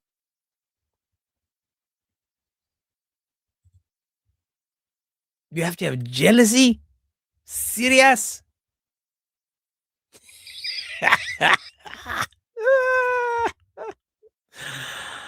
Oh my goodness. Don't be haters. It's not Sesame Street anymore. It's Silly Street. Definitely Silly Street. Definitely Silly Street. And again, as I said, this is the Sunnah. This is what Islam is teaching. So it has to be true because it came from Muhammad. It came from Allah. So don't be haters. Don't be haters. We just learning now from the Muslims. Muslims request, if you believe that all of this is true, you believe this, come up and make us, make us understand. Seriously, make us understand because we just don't get it, man.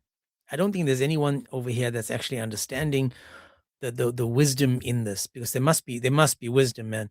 You know, we've got Sahih Muslim, Bukhari, Dawood, Nasai, even Majah. I mean, these guys, they the ones that wrote the stuff down. I wonder if when they were sitting down, they were having a laugh. I wonder if they got together and were having like stand-up comedy to see who can make something up and which Muppet is going to be that's going to believe it. They're going to believe, who's going to believe this absolute rubbish. When you enter the toilet, enter it with your left foot. Al-Rasul Sallallahu Sunnah is that you don't talk inside of the toilet. Why? Out of respect for the angels who write. They don't like entering places which human beings find undesirable. So then after that, you exit the toilet with your right foot.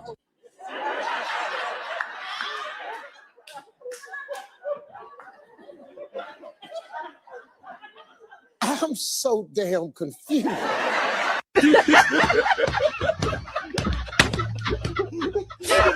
Okay, but you don't again. Listen to what he said. Listen to what he said, right? The hadith we watched earlier said that if you close the door, Satan doesn't know how to open the door. So he must have left his front door open, his bathroom door open. Why don't you just enter the damn room and close the door? Close the door, because Satan does not open the door. But watch what he said. When you enter the toilet, enter it with your left foot. You put your left foot in, you put your right foot out, you do the hokey pokey and you turn about. I don't know how it goes, but can you believe that? It's like, which foot did I enter with? Damn it. Oh, I'm confused. Al-Rasul Sallallahu Sunnah is that you don't talk inside of the toilet. So you don't talk in the toilet. Don't talk in the toilet. Why don't you talk in the toilet? Please, oh wise one. What does Allah tell us will happen if you talk on the shitter? Why? Out of respect for the angels. So listen, please pay attention to this absolute garbage. You don't talk in the toilet because you will disrespect the angels in the shitter, on the toilet.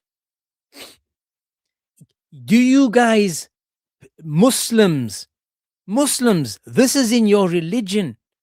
Don't speak in the toilet because you will disrespect the angels.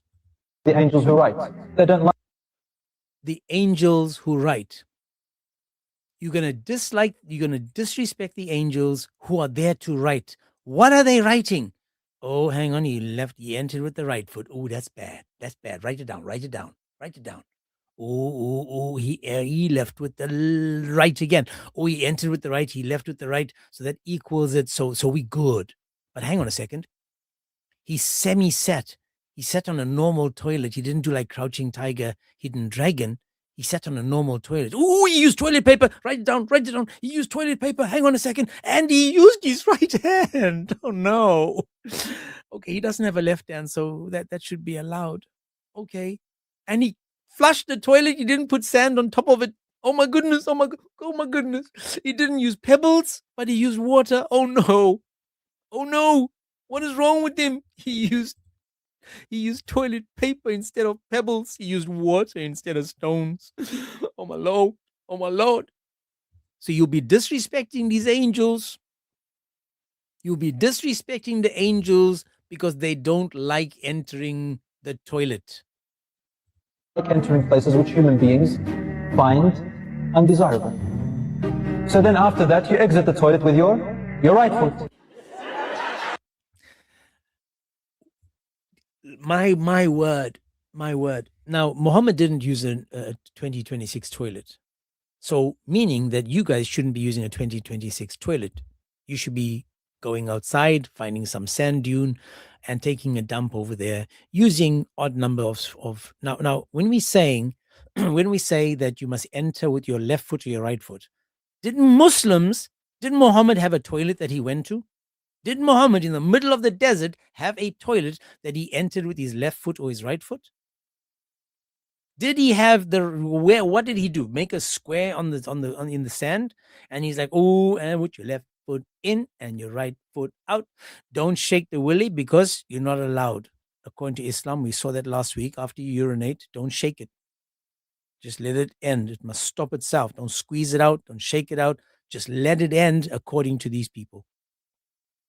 They want you to believe that these people they used sand to wipe their backsides. They used sand after they did dingy because they didn't have clean water.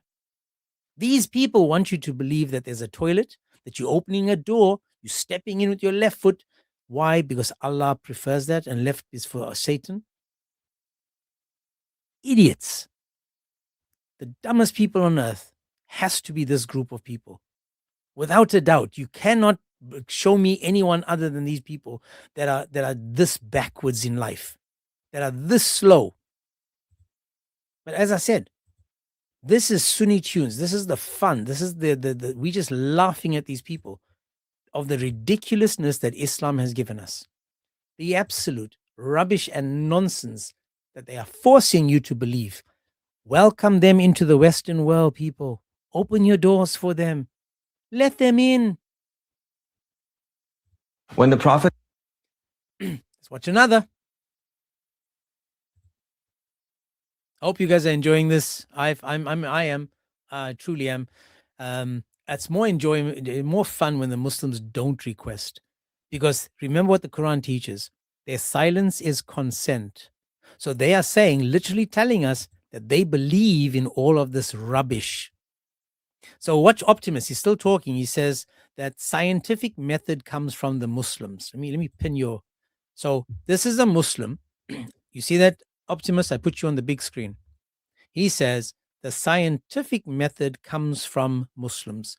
So it's scientifically proven that you can enter with your left foot and you must exit with your right foot. It's scientifically proven that the devils are in the shitter with you. And because they get upset that you're taking too long. You're not allowed to speak in there because that would upset them.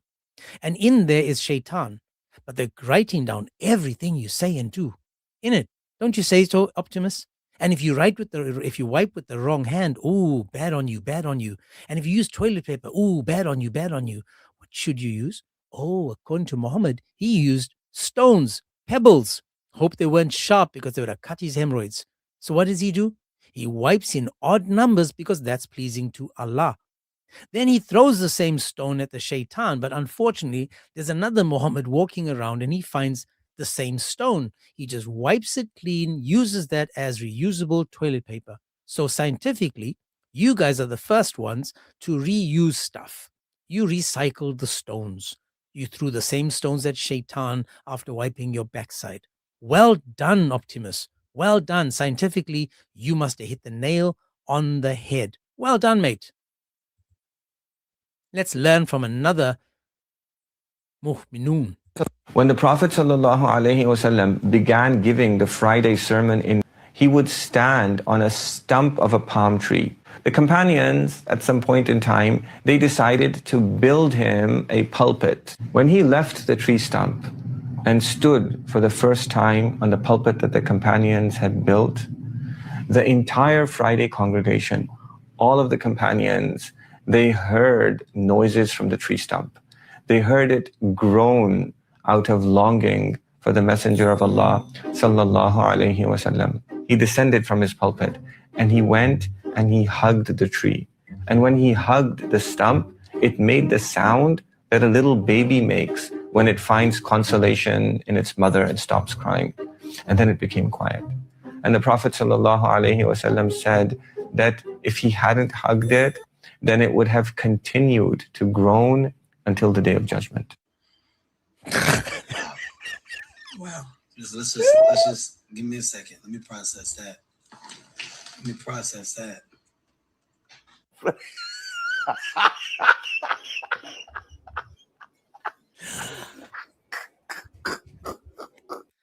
Okay, man.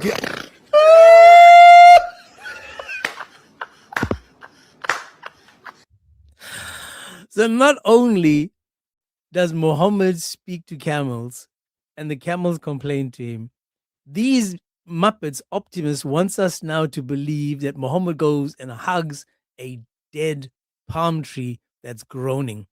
and it's going to be groaning until the end of time. Now, notice this is like when the fish swallowed up the guy who gets swallowed up in Islam. Who did they say it was? Jonah. I forget his Muslim name. It said that if he could have been in that fish until the end of time, till the end of time. Do you know how many thousands of years that's going to be? Do you know how many thousands of years he would have been in that blooming fish? Now they want to talk about a palm tree that's going to lie there moaning and groaning until the end of time.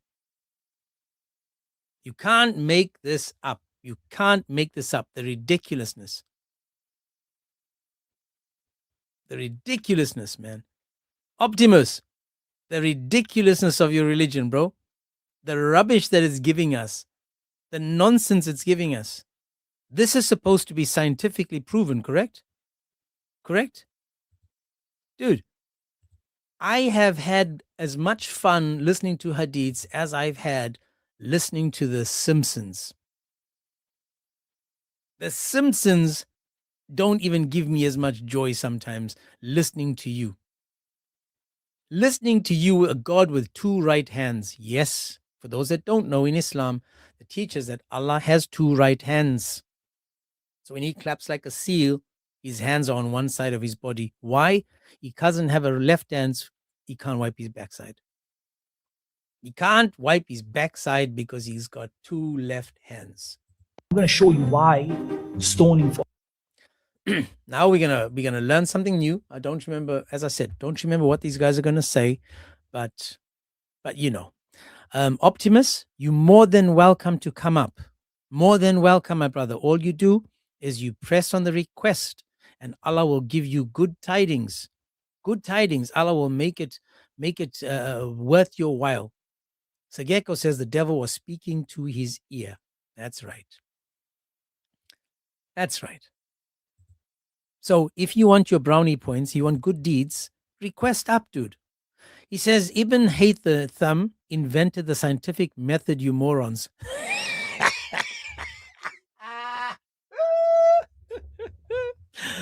Oh my goodness. Oh man, these people. You got to give them for trying, though. I mean, they're trying, you know.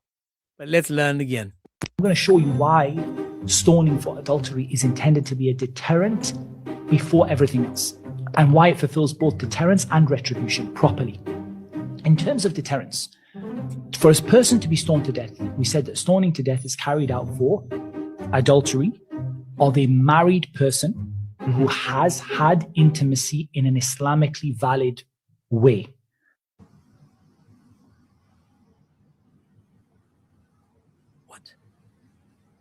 I hope you guys got that. Seriously? Yeah. I hope you guys got that. What is the wisdom in this one? What did you say? I'm going to show you why stoning for adultery is intended to be a deterrent before everything else, and why it fulfills both deterrence and retribution properly. In terms of deterrence, for a person to be stoned to death, we said that stoning to death is carried out for adultery of a married person who has had intimacy in an Islamically valid way. What is an Islamic valid way? What's your name, Gecko? What's your name, Optimus? What is an Islamic valid way of having intimacy? Is that marrying your first cousin and penetrating your first cousin? Like how you guys do? You know, you marry your first cousin. Is that how you do it Islamically? In fact, Optimus, can you show me the verse in the Quran where I can find stoning for adultery? Optimus, where do I go to find the verse of stoning for adultery in your book? Daniel said, a child. What? Let's see again. Stoning for adultery is intended to be a deterrent before everything else, and why it fulfills both deterrence and retribution properly. In terms of deterrence, for a person to be stoned to death, we said that stoning to death is carried out for adultery of a married person who has had intimacy in an Islamically valid way. What does that mean? Does that mean sleeping with kids? Optimus, is that talking about sleeping with children?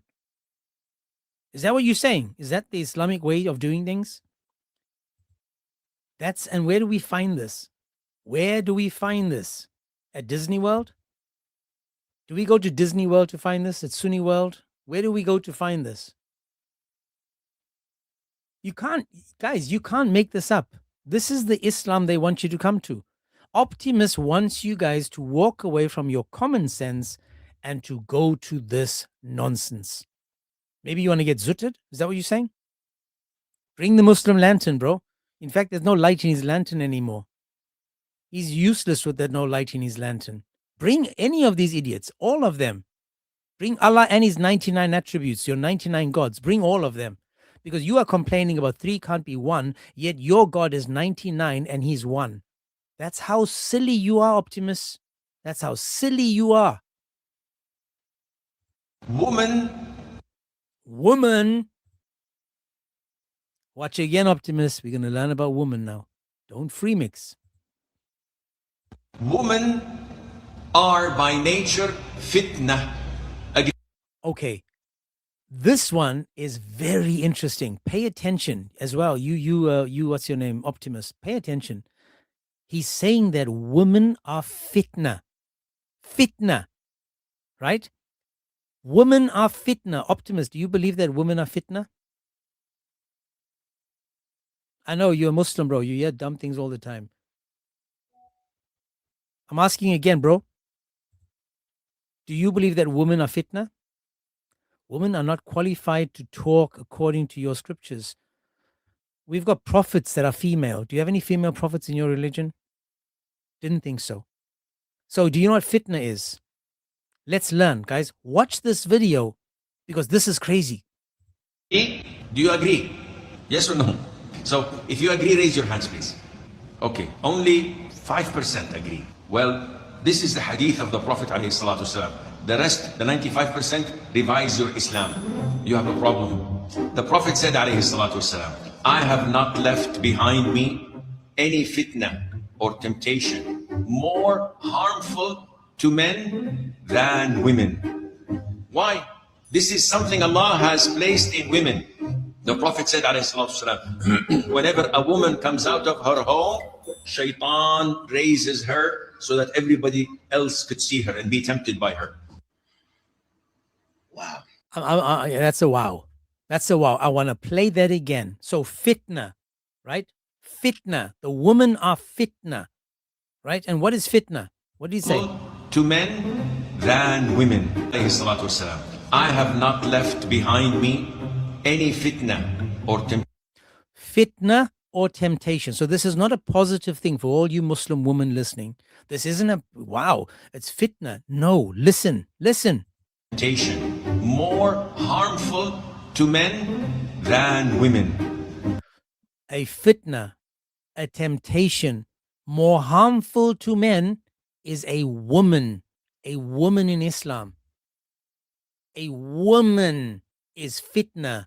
He actually asked the question, how many of you, I'm not sure if it's in this video, I wasn't really paying attention, because he says only 5% of you, meaning that these people are educated and they don't want to say that women are equal to dogs and donkeys, that women are deficient in intelligence and religion, because they have been brought up with the Western values that are Christian, that women are equal, right? This is the craziness. So women are a type of temptation. They are evil. Why? This is something Allah has placed in women. So who placed this in women? Who placed this in women? It was Allah that placed it in the woman. The woman was like Adam. She was minding her own business, and the God of Islam, the filthy, evil thing that he is, makes these women into something bad. And he places it in them to be a temptation, to be a deterrent for the man. Who did it? Allah did it. The Prophet said, whenever a woman comes out of her home, Shaitan raises her so that everybody else could see her and be. So everyone else can see her and be tempted by her. Guys, notice how Allah and Shaitan work hand in hand. Allah causes her to be this big bad wolf, right? He causes her to be this evil, sad thing that tears men apart and makes them commit sin. And then his partner, Shaitan, he lifts up, he elevates her so that men can be tempted by her. Notice how perfectly well Allah and Shaitan work together. She's a fitna, she's a temptation, she's evil. Tempted by her. Wow. Wow. Let's just give me a second. Let me process that. Let me process that.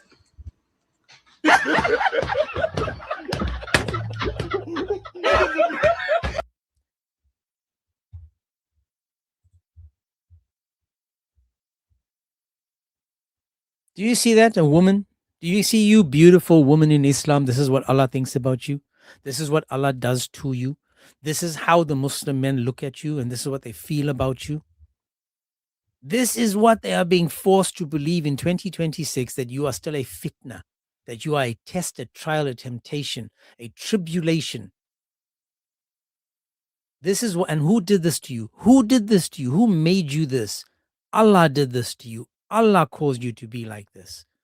Nobody else did. The God of Islam, he decided that you are going to be evil. This is why he said, there's an evil omen in a house, a horse, and a woman. Allah said that. Allah said that. That's right, Optimus, go and tell your mother she's a fitna according to Islam. Tell your wife she's a fitna according to Islam. Go there, Optimus. Phone your mums now and say to her, listen, Allah says that you're equal to a dog and a donkey, that you're deficient in religion, that you're deficient in intelligence. Go and tell your mums that's what your God thinks about her. Oh, but you're supposed to elevate her. You're supposed to be at her feet. Isn't that sick? Sick. But I want you guys to look. He's asking you a question. Women are by nature fitna. Agree? Do you agree? Yes or no? So if you agree, raise your hands, please. Okay. Only 5%. Optimus, phone your mother. That's a hadith. I know it's a hadith. Does it come from your Muhammad and your Allah? Yes, it does. You dumbass. So now we can see that only 5% agree with this guy that the women are evil and a temptation, that these women are sick and awful in Islam. This is what he is trying to remind these people. He's saying, you guys need to get to know your religion again. You guys don't know your religion anymore because you are saying that women are not a fitna. That's what he's saying. He says only 5% agree. Watch. 5% agree. Well, this is the hadith of the Prophet ﷺ. The rest, the 95%, revise your Islam. Look what he's saying to these people. He's saying that how dare you go against the Quran, Allah, Muhammad, and how dare you think that these women are anything more than a fitna? Because if I'm saying the women are fitna, then I'm talking about my daughter, my wife, and I'm talking about my mother, my grandmother, my sister, my aunts. That is what this filth wants us to believe. This religion is telling us that these women are evil. If you want to find an evil omen, you want to find an evil, the woman comes in the form of a devil, according to Islam. The evil omen is in her. Aisha said it best. It's funny how the woman in Islam, let me put on the screen again, I'll show you guys. What did Aisha say? I have not seen any woman suffering more than the believing woman. That was a topic yesterday. I have not seen any woman suffering more than the believing woman. Why? Because of comments like this. You are calling them fitna. You're saying that they're equal to dogs and donkeys. This is the hadith. This is what you're teaching the people. Revise your Islam if you think that women are anything better than that. If they're better, then you need to revise it. Go back and remind yourself of what Sahih Bukhari 304 says. Crazy, right? Crazy. This is the Sunni tunes, people. This is what they are wanting us to believe. They want us to believe that this is what Allah gave us. And so it has to be true. Must be true. Let's learn some more. There will be a man on the day of Qiyamah He will come before Allah. Allah will. Hang on a second. I apologize. Let me just move that and let's start again. There will be a man on the day of Qiyamah. He will come before Allah. Allah will have sentenced him to Jahannam because of his sins. And he'll be being dragged away by the angels, dragging him away towards Jahannam. And then when he gets close to the fire recedes away from him. And Allah asks the fire, what's the matter with you? He's well aware. The fire says, my Lord, he is seeking refuge with you from me. He's still seeking refuge with you from me. I have no choice but to step back. And Allah subhanahu wa ta'ala will say, he has sought refuge with me. I give him my refuge. Let him go. I forgive him and put him in Jannah.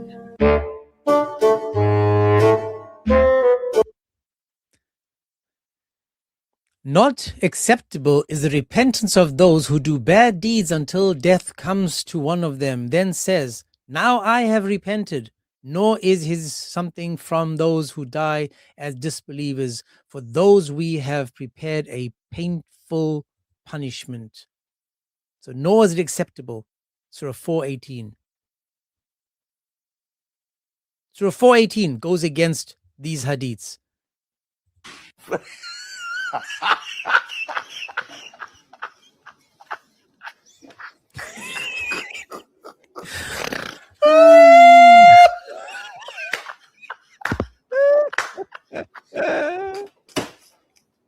There will be a man on the day of Qiyamah. He will come before Allah. Allah will have sentenced him to Jahannam because of his sins. And he'll be being dragged away by the angels, dragging him away towards Jahannam. And then when he gets close to the fire recedes away from him. Why? And Allah asks the fire, what's the matter with you? So now we're getting to the part that I'm interested in. So Allah is having a conversation with the fire. Now the fire can talk, obviously, but this shows that Allah is not all-knowing, because Allah is asking him a question because he doesn't know the answer, and the fire gives him the answer. What did the fire say, bro? He's well aware. The fire says, my Lord, he is seeking refuge with you from me. My Lord is seeking refuge from me, from you to me, or for seeking refuge to you. I'm sorry. Allah doesn't know this. Allah says, go to hell. And he's like, but I knew you're not going to go. I gotcha.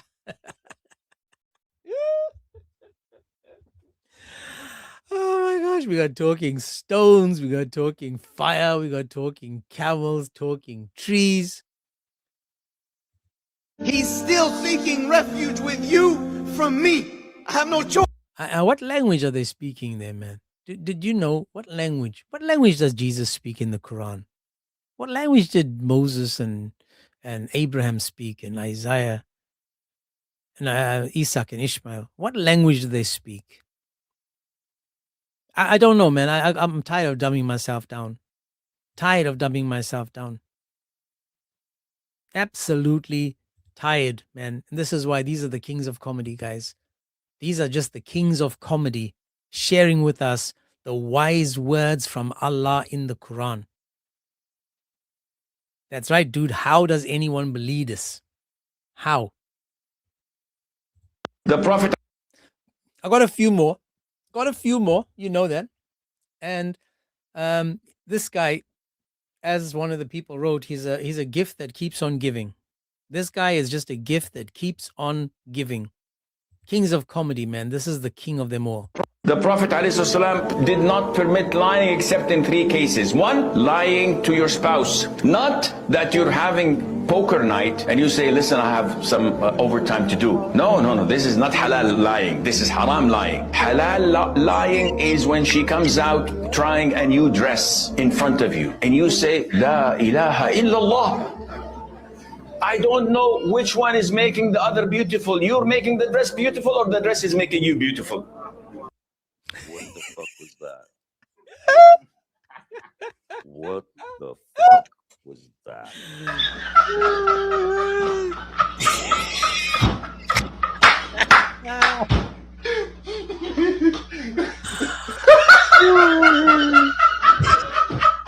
The Prophet. Oh my gosh, this is halal lying and haram lying. Oh man, this is halal lying. Oh my goodness.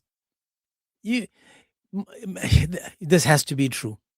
And this has to be proof that Allah is true. This has to be. How dare you guys not become Muslim today, knowing that this is true? I mean, you can lie to your wife.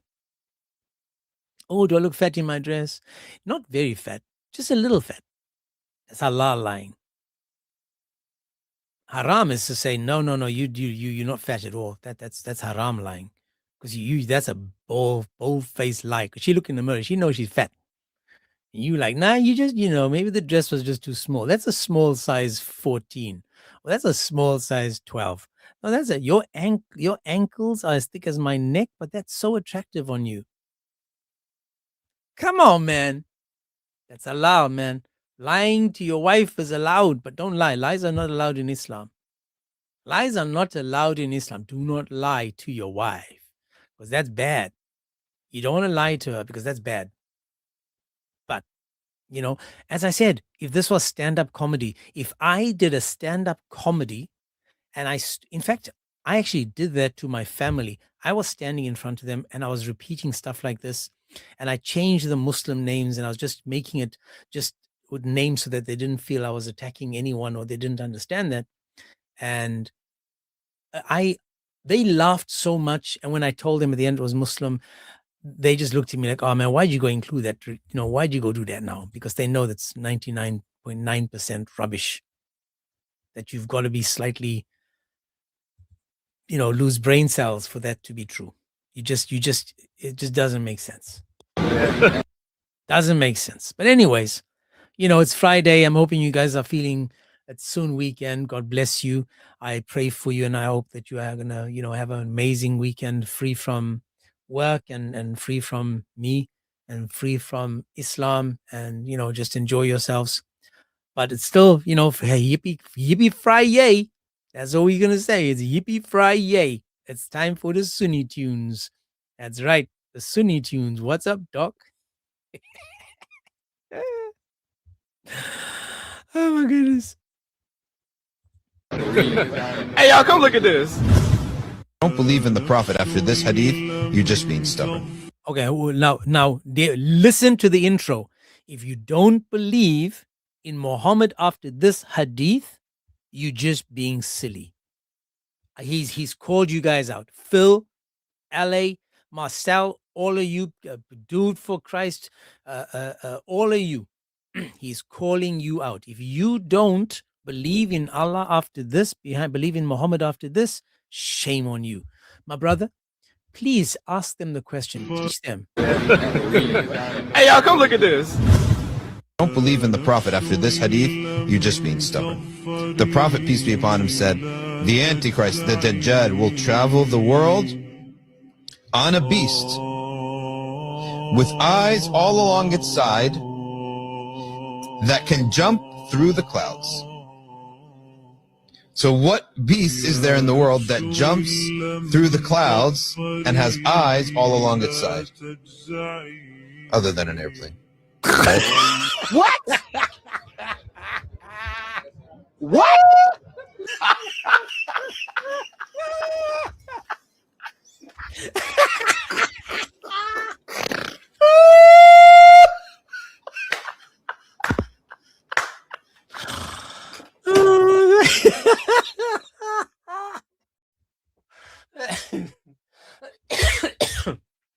I'm sorry.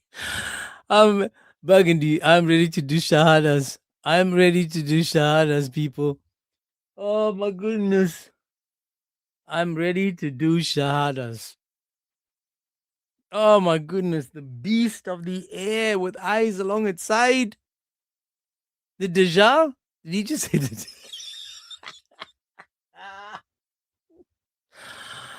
Oh my goodness.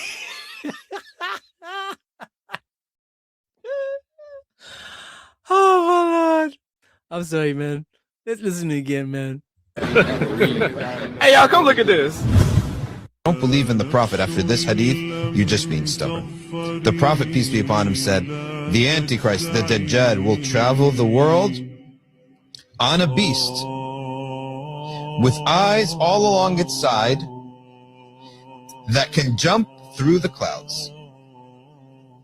So what beast is there in the world that jumps through the clouds and has eyes all along its side? Other than an airplane, right? What? What?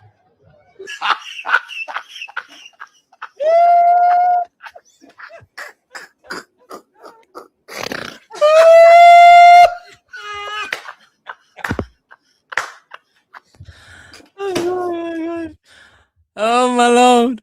Oh my goodness. Oh my goodness.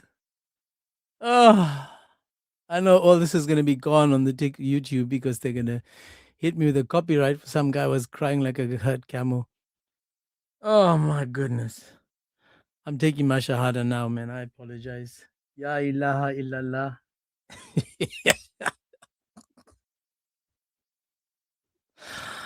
Oh my Lord. So hang on. So the Dajjal is going to be flying. Is it first class, business class, or economy? Or is it premium class? I'm just confused. Is he the pilot or is he the people? Is he the plane himself?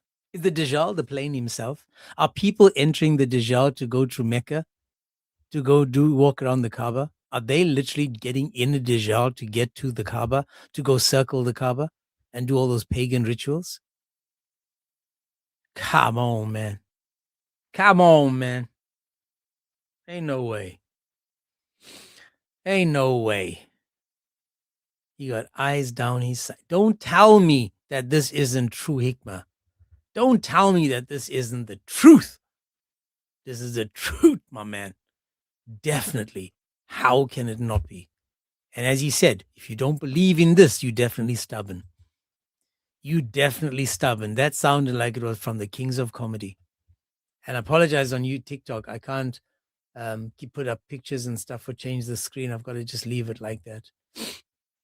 Don't be haters, people. Just don't be haters. I mean, there's wisdom in the Dajjal that takes you from A to B.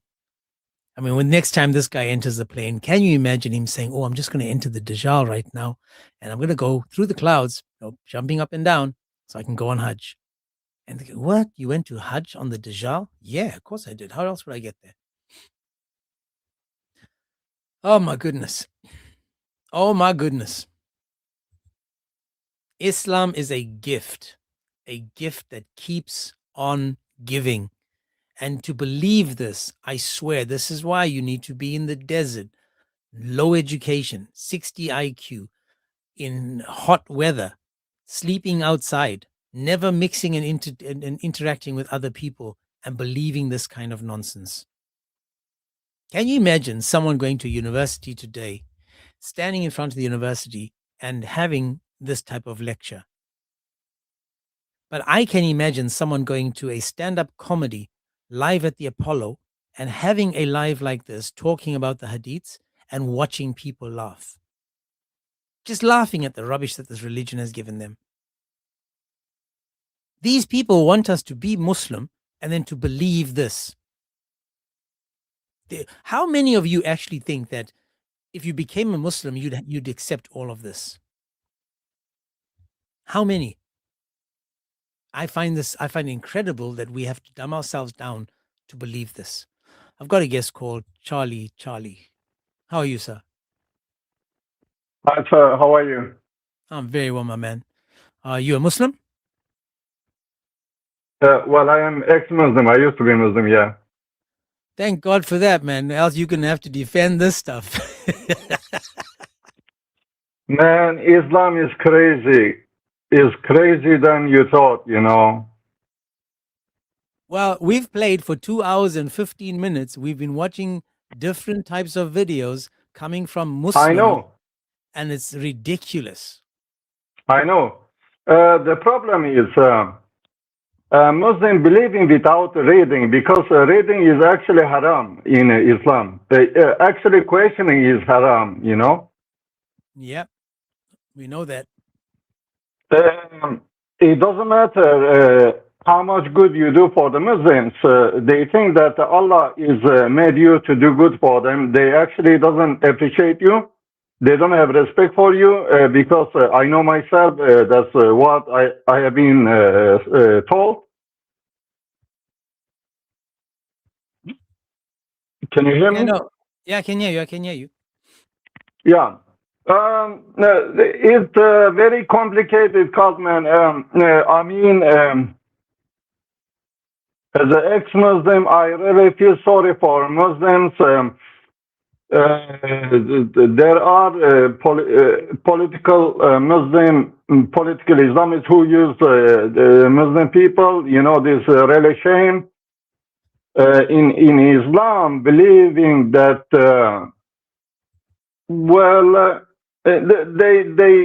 they don't educate them, so they can use them. You know, to be honest, to be clear, more clear. You know. Can you tell us why you left Islam, my brother? Why I left Islam? I have got many reasons. I cannot explain to you all, but I can tell you a couple things. The reason first reason is because I am Kurdish from Turkey. Mm-hmm.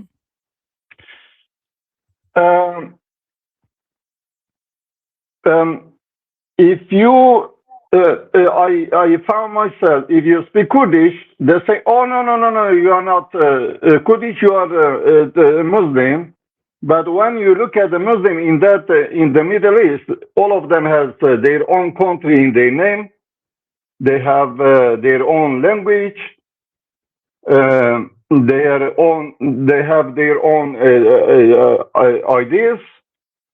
But for some people, if you try to expose them, they say, no, you are one of them. When it comes to equality, they denying you, and they think that you are that they are upper than you.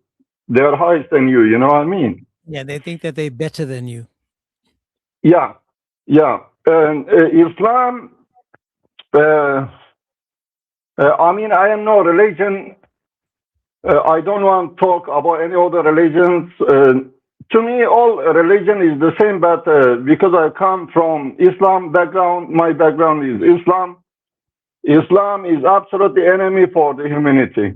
I can say that. Whatever is happening, they blame in Jews. You know, every page you open the Quran, blaming on Jews. Jews, Israelis. Right. Yeah. And I am thinking, we all born as a baby from some mothers, fathers, right? We cannot blame others for our faults, right? That's right. So these people are this ideology is sick. My English is not very good. I'll try my best. I'm sorry. No, you're good. Quran is enemy. Quran is absolutely enemy for humanity. I can say that 100%. Well, I'm agreeing with you, because we can see now that if Islam actually calls the Turkish people, you know, he says they're pug-nosed, and he says that the last day will not come because of the Turkish people. There's hadiths that talk about the black people, Turkish people, very insulting to a lot of races. And it makes me wonder why people still want to become Muslim after we are reading what Islam has given us. Yeah. It just shows me that people are just afraid to lose what they have, you know, which is, we shouldn't be afraid. We should be more sharing, share, you know. You can share ideas, you can share everything. If you have a lot of wealth, you can share with friends, with the neighbors. In the Middle East, people are more afraid, because if they are rich, they are afraid to lose their money, their wealth, their land, you know. So they sticking on the racism. Plus is not enough. They making back garden as a religion, as Islam or some other religions, you know. So always they try to make back gardens. They need something plus. Everybody wants to see. Islam is want to get bigger. I am sorry, I'm gonna say Christianity is also want to get.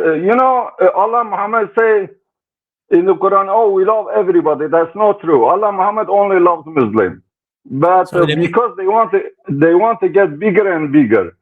so Like let me just ask you this. You talked about sharing, being nice to people. Which religion Mhm. teaches you to love your neighbor? Really, no. To be honest, Christianity says I am aware of that, but until it gets power, when it gets power, you must be Christian So, my because brother, Jesus let loves me just stop you. Let only. me stop you. 1 second. If the Bible teaches to love your neighbor and the Christians don't obey the Bible, the Christians don't love their neighbor, is it the Bible's fault or the Christians' fault? Yeah, you're right. Now, in the Quran, it teaches you to fight your neighbor, not love your neighbor, unless they are Muslim. So, which book teaches you? Because you said love, share, be nice. Which book is actually teaching you to love your neighbor without any qualifying things behind it? Um, Okay, I'm sorry. I just want to express my thoughts, my feelings. The religion, until they get, they say, oh, Jesus loves you, Muhammad loves you, Allah loves you, until they get power. When they get power, they use hammer for you. You must be Christian, you must be Muslim. So I don't want to mess up anyway. But in Quran, there is nothing about neighbors, to be honest. In Surah 9, 123, it says, fight your neighbors. Yeah. Islam, see, it's very interesting. When they go to abroad, go to Europe or America or Britain, they defending Islam.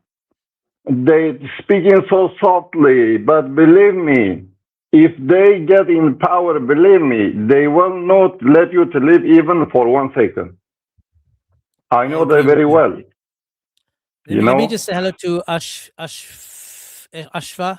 I'm not going to say it how I want to say it. Ashfa, you there? Yes, I'm there. How are you doing, man? Are you a Muslim, sir?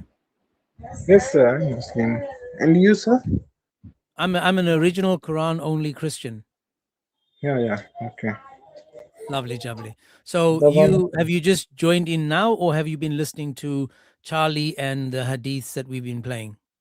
I will just join in now. Okay, mashallah. So we've been looking at hadiths that Islam has given us. And a lot of them, or most of them, nearly all of them are sahih, meaning that they are authentic and true. So we're trying to understand, right? If these hadiths are authentic and true, that means you believe every hadith that they gave us, correct? Oh, no. It's according to condition, which hadith applies to whom, in which condition. So do you take all sahih hadiths or do you Everything, pick and choose? no, everything in every condition doesn't apply to everyone. No? Okay, so some hadiths apply to some people and some hadiths apply to other people. It depends upon circumstances to circumstances. For example, Sorry, if Charlie, you I'm see gonna a have to 1 second. Charlie, my brother, patient, I'm gonna have to no, let you go if you see some because patient, you so are some it will smoking like a and it's cholesterol not good medicine, some for it will apply diabetic One medicine, second, brother. One but second. I 1 second. will apply Sorry. One jaundice second. medicine. Hey, 1 second.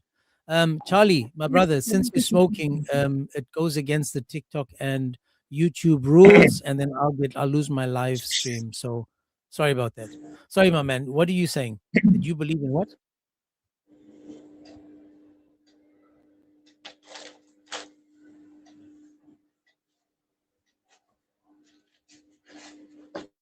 Are you there, Ashra? Yes, I'm there. Okay. Your mother, say again? Yes, I'm here. Ashra?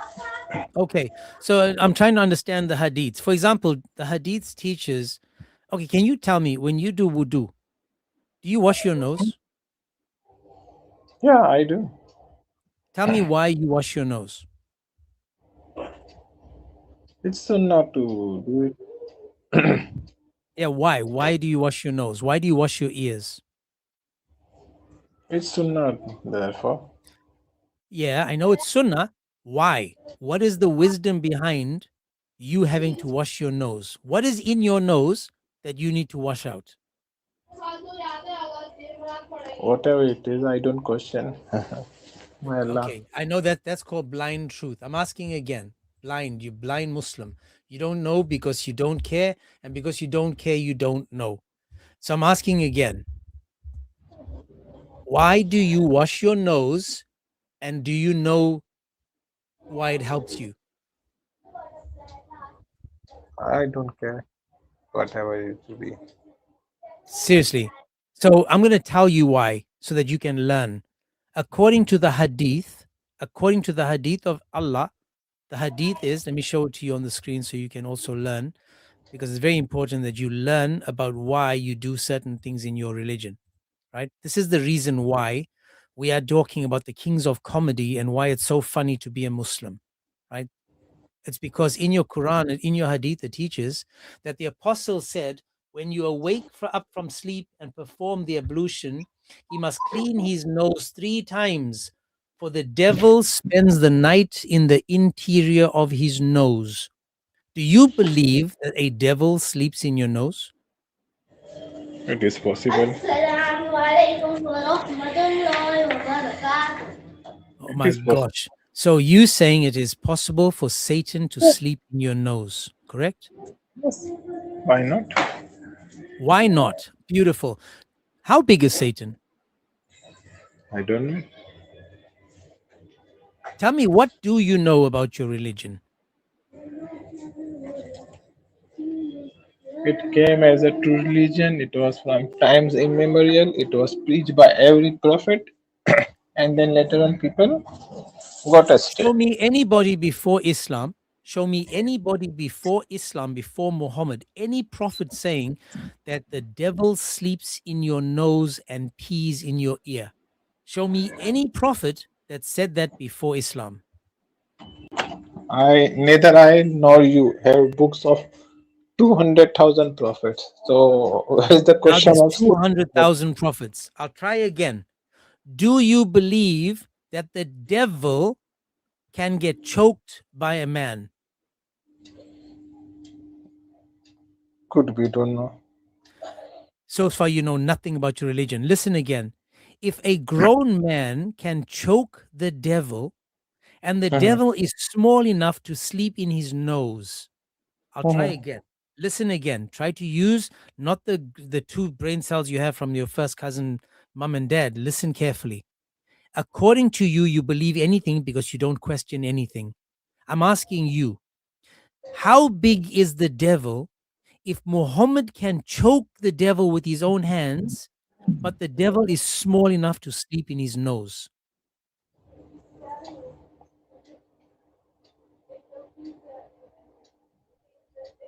Does the devil have a willy? A penis? Can the devil pee? Of course. So the devil can pee. Is the devil a male or female? Does he sit or stand? Does he crouch? How does he pee? And do it both ways. So he can do it both ways. Is it a he or she? Yes. Yeah. Do you have a bed in your house for the devil? Hmm? Do you have a house in your bed? Do you have a bed in your house for the devil? No. Why? The hadith teaches that you must have a bed in your house for the devil. I have not come across it. So this is why I'm teaching you. I'm teaching you today because you don't know Islam. It's on the Thanks for screen right now. Can you read on the screen what's on the screen there? Can you read it? the time I had to learn Islam from people like you. It's funny that I have to teach you Islam because you obviously don't know what your God teaches. I'm asking you one more time. Can you read what's on the screen? Or must I No. read it for you? Read it. It says, the Messenger of Allah mentioned bedding and said, there should be bedding for a man, bedding for his wife, a third for the guest, but the fourth for the devil. Meaning that in your house, you need a bed for the devil. Why does the devil need a bed if he's sleeping in your bloody nose? Yeah.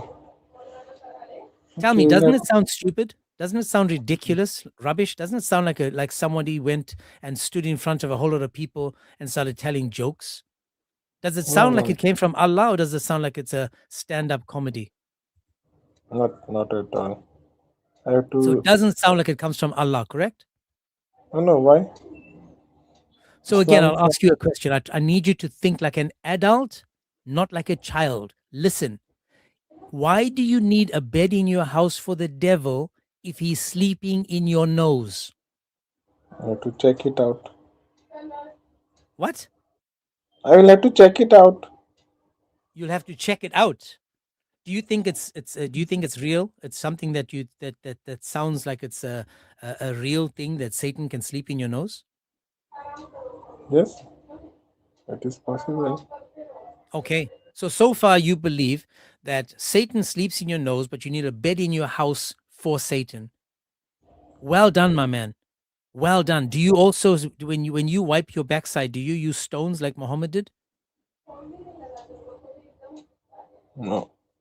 Why not? I don't. Why don't not? know. Why don't you do what Muhammad did when he used to wipe his backside? He used to use his left hand and wipe it in odd numbers using pebbles. Aren't you supposed to live like Muhammad lived? Yes, we are supposed. Okay, so you're living 1400 years behind me, correct?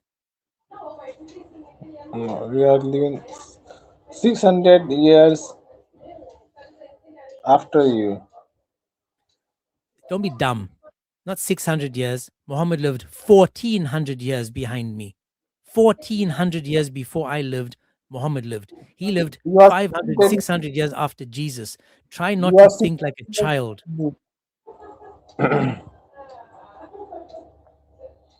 That's what you I'm mean, no? really, I'm trying to give you tough love because obviously you've never heard all this before. And you are being a Muslim without knowing what Islam teaches. Do you know that you can beat your wife in Islam? Yeah.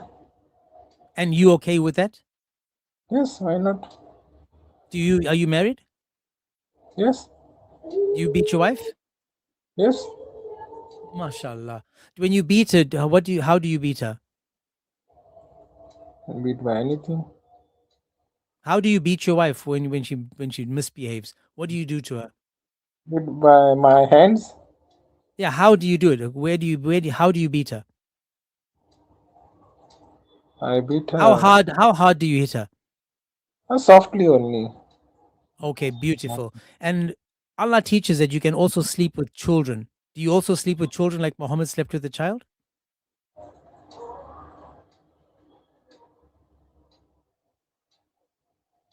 If it's Do right, you no? sleep with children like Muhammad did when he married Aisha? Do you do that? I'm not married till now. Small age. I don't know what you said. Was that a yes or no? Do you do that?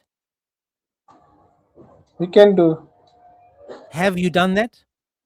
No, not yet. How old would the girl be for you to be interested in her? How old does she need to be? Whatever the age the Islam has prescribed. Show me what age is prescribed in Islam. No, I will have to check with scholar. Muhammad married a girl at 6 years old. Is 6 old enough? Yeah, it was special case. Well, Muhammad's a special case. He could have been in the Special Olympics because that's how special he was. I'm asking you, if Muhammad was the best example, would you do what Muhammad did and marry a 6-year-old and sleep with her? Yeah, it will depend on circumstances. If required, we can do it. But would you do that? Yes, why not? So you got no problem with marrying and sleeping with a child? No. You know, when I think about people like you, I pray that the police catch you and you get locked away forever because you are disgusting, you are evil, you are sick, you are a dog, and just like your prophet, I hope you go straight to hell for hurting and even thinking it's okay to do these things to these children. You are proving to us how your God is Satan, the devil himself, and because of people like you are dragging the whole world down 1400 years in the toilet because that's where your brain, your Quran, and your belief system needs to be. way down in the dirt where Muhammad is lying covered in with sand. We are much ahead of you, brother. 600 years ahead of you. Advance. You are lagging You 600 hang years. on, you are 600 years ahead of me in advance. Is that what you said? Yeah, still you are still doing paganism, and we are My not doing brother, can paganism. you tell me when you kiss the black stone, is that a dream of yours to go to the Kaaba and kiss the black stone? Yes. What does the stone do? According to the hadith, it teaches that the black stone takes away sin, correct? Maybe. Must I show that to you too? Yeah, but actually there are no sins in Islam. There's no sins in Islam. Is that what you just said to me? There's no sins in Islam? Yeah. So everything is allowed in Islam. No. So Islam, everything's no. allowed in Islam. So when you were dancing like a bacha bazi boy and those men were riding you, that's not a sin? All the When sins all are those for men were sleeping with you and you were doing bacha bazi boy, was that a sin or was that okay? Was that allowed? nothing is allowed, but there is no sin on anyone. Okay, in there's no Islam. sin on anyone. So when the men were doing bacha bazi with you, when the men were riding you, was that a sin or was that okay? Is it the sin in Christianity? When you danced like a bacha bazi boy for the men and they were touching you and doing all the things to you, was that a sin or is that okay? Is it a sin in Christianity? We're not bacha bazi people. You are. I'm asking That you, when you were dancing with these men and these men were playing with you, was that a sin? it is done. The Epstein Island is in USA only. It's not in Afghanistan. Let's read. Let's read. Over here it says that touching the stone takes away your sin. Who is the only one that takes away your sin? It is Christ, the father of Isa. Try not to be dumb now. You already sound like you're like you slow. I'm asking you again. Who is the only one that can take away sin? It has been done by Christ, the biological father of Isa. Is that who his father is called? Christ? Isa's father is, He's called Christ. yeah. Are your parents first cousins? Are your parents, are they first cousins? What first cousins? In other words, are your parents blood related? No. You sure that they're not brother and sister or first cousins? No. According to you, who is the only one that can take away sins? It has been done by Christ, the biological father of Isa. Okay, but you just said that there's no sins. Whatever sins anybody has done except the sin of shirk, which is not forgivable, okay, that sin has been taken upon by Christ, the biological father of Isa, on him. Okay, so Christ is the biological father of Isa. I'm going to let you go now, my brother. And I want you to remember this, that you following Satan, you following that filthy whoever you are following, and his filthy prophet that you are following is not going to give you eternal life. By you following the filth of the earth is going to take you to the bottom of the earth. It's going to take you away from salvation. It's going to take you away from anything good. You thinking that by striking your wife, you're doing a good thing. No, if I was there, I would set you straight. I would knock you back to last week, to your mother's vajayjay. I'll send you back to the womb. That's how hard I'll knock you. And if you think it's okay to penetrate a child because your pedo prophet did that, I will knock you to last week as well. You deserve to stay away from children and to be locked up. And it's not your fault. It's because you've been brainwashed by the filth of Islam to believe that this is okay. It's not your fault. It's Islam's fault. It's the God of Islam, who is Satan, that's causing you to believe this nonsense. And just by the way, the father of Jesus is not called Christ. Just by the way. In fact, go and search what is the name of the God of the Christians, or the God or the father of Isa ibn Maryam. Go and find out. Because you sure don't know. You're not smart enough to be on the stage with me. And I think that you're despicable. I think you're awful.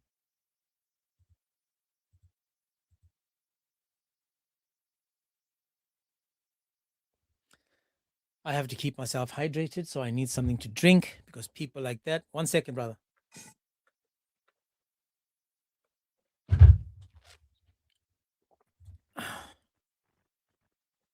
Sorry about that. I needed just a timeout. All right. Yes, sir. What were you going to say? This ideology is absolutely sick. I am going to give you some, as I say, my English is not very good, but I hope you understand me. See, when a cat give her baby birth, right? If you take this cat's baby away from her, you look after these kittens. Whenever the kittens open their eyes, they see you as a mother, father. Yeah, I get you. I get you. I know what you're saying. You know, so this mind ideology is sick. Absolutely need how you call it this. You know, when somebody are sick, you put in a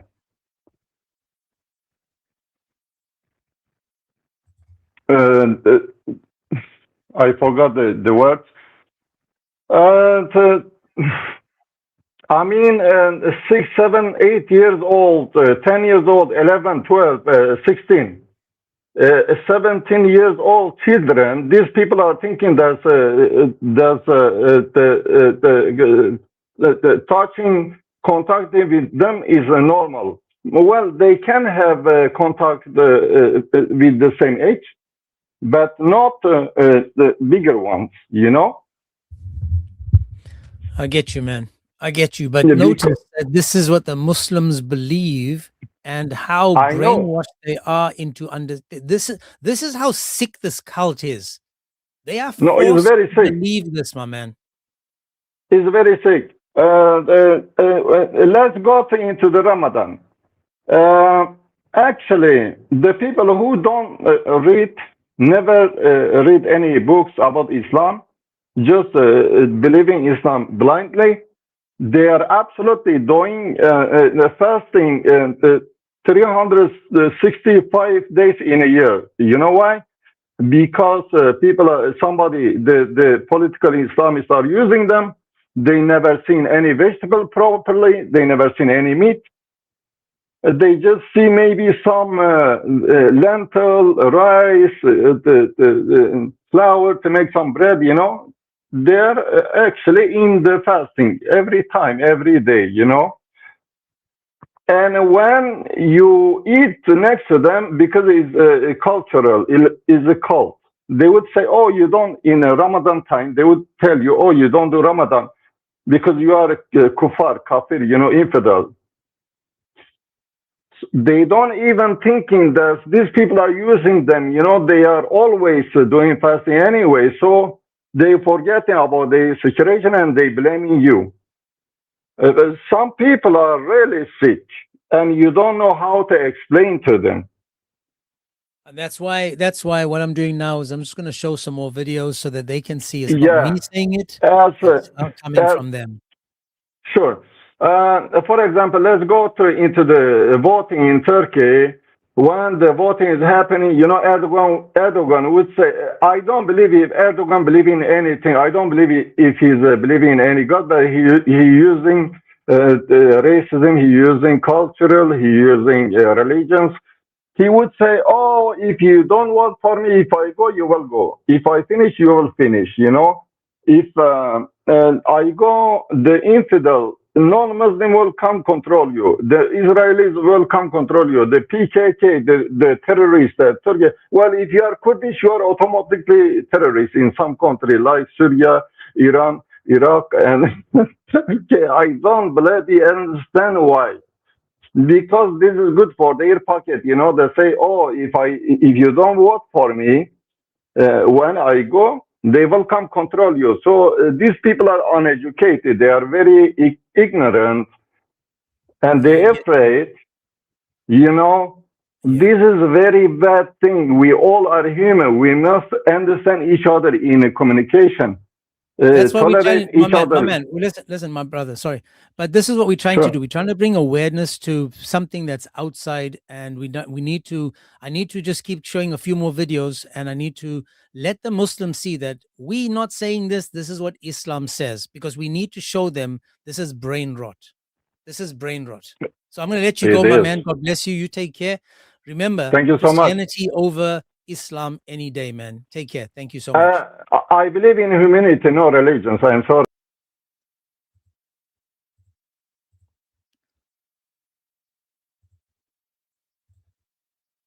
So, guys, I'm just going to play a couple of videos because that guy really wound me up. So I apologize. This is account number 3 in 1 week. The others have gone circling the Kaaba. My main account should be back on. I'm on YouTube as well. Word. Go to YouTube, man. It's more fun there. It's more fun there. My TikTok is frozen. I can't do anything to the screen, so it's just stuck on there. So we're gonna just show you a couple more videos. Now we're gonna go to Lily J. Remember that this is Islam. I'm just showing you videos, random videos of what Muslims are forced to believe. This is what they forced to believe. Favorite. So this is prophecies about future events. There is so many. For instance, the Battle of Badr, where the Muslims were completely outnumbered in this battle and they won victoriously, fulfilling the prophecy. He predicted the conquest of Mecca. He also predicted the fall of the Persian Empire to the Romans. But what's crazy about this prediction is he predicted this just after the Romans had lost to the Persians, and the Romans were very weak, outnumbered, and it seemed impossible at the time that the Romans could defeat the Persians. Now, what's really interesting about this particular prophecy is that he put a time limit on it of a few years. So if it didn't happen, that's the end of his prophecy. That's a really, really risky move to do. I'll just pause it there because the music, I'm going to have to mute the music because it's TikTok gets it, YouTube gets it, but it's on the screen. I do not say to you that I have at my disposal the treasures of God, or that I know the unseen, nor do I say to you that I am an angel. I follow nothing other than what is revealed to me. Say, is the blind the seer? The same do you not reflect? Say, no one in the heavens and the earth knows the unseen except Allah. And they are aware as to when they will be resurrected. So this is not a prophecy because it belongs to Allah alone. To Allah alone. You can't make this up, guys. You can't make this up. But this is Lily J. Lily J, who became a Muslim, who's standing behind her husband. Standing behind her husband. That's right.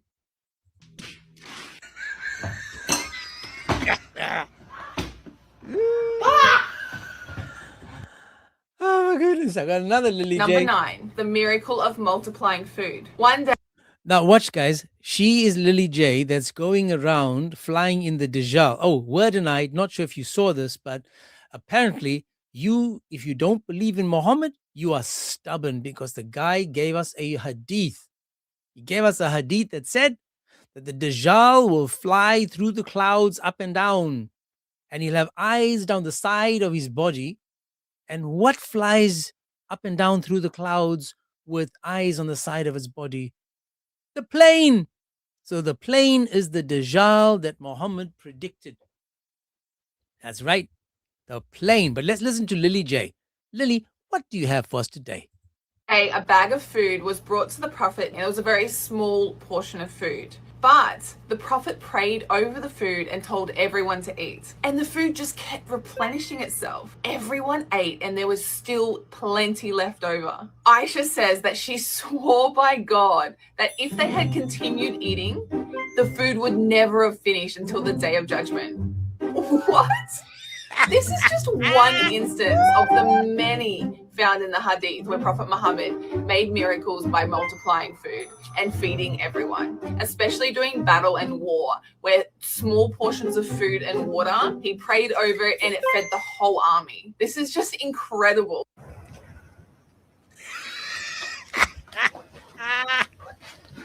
What the fuck is going on here?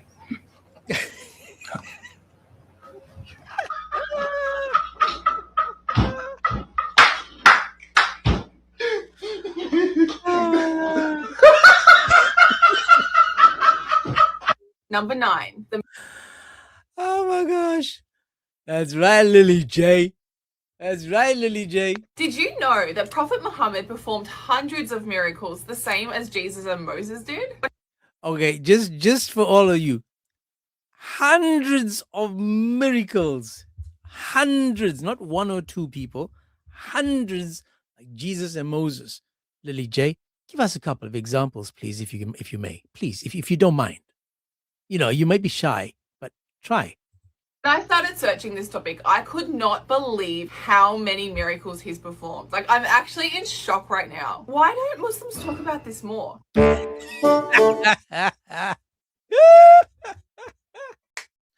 Why don't the Muslims talk about this more, man? Why not, Lily J? What do you think the reason is? Let's just keep it playing. I turn on the music because I get hit with the violations, not with copyrights. But there we go. It's on the screen. Was there any miracles that came to Muhammad? No. The dude had none. That's why the Quran doesn't say, oh, he went up onto the Mount Sinai and he gave them as many things as they wanted.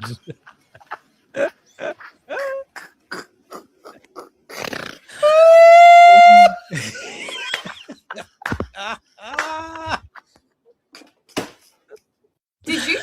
Oh my goodness. The gifts that keep on giving is Islam. I swear, guys, these people want to come up and, man. My mother's son died at an early age, so that she cries a lot as a result. I have heard that his soul will feel pain from that. Well, there is a hadith in which the Nabi sallallahu alayhi wasallam said, إن الميت لا يعذب ببكاء أهله عليه, which means that the deceased will be punished or receive a punishment in his grave as a result of the way his family may mourn him or cry for his death. What? What?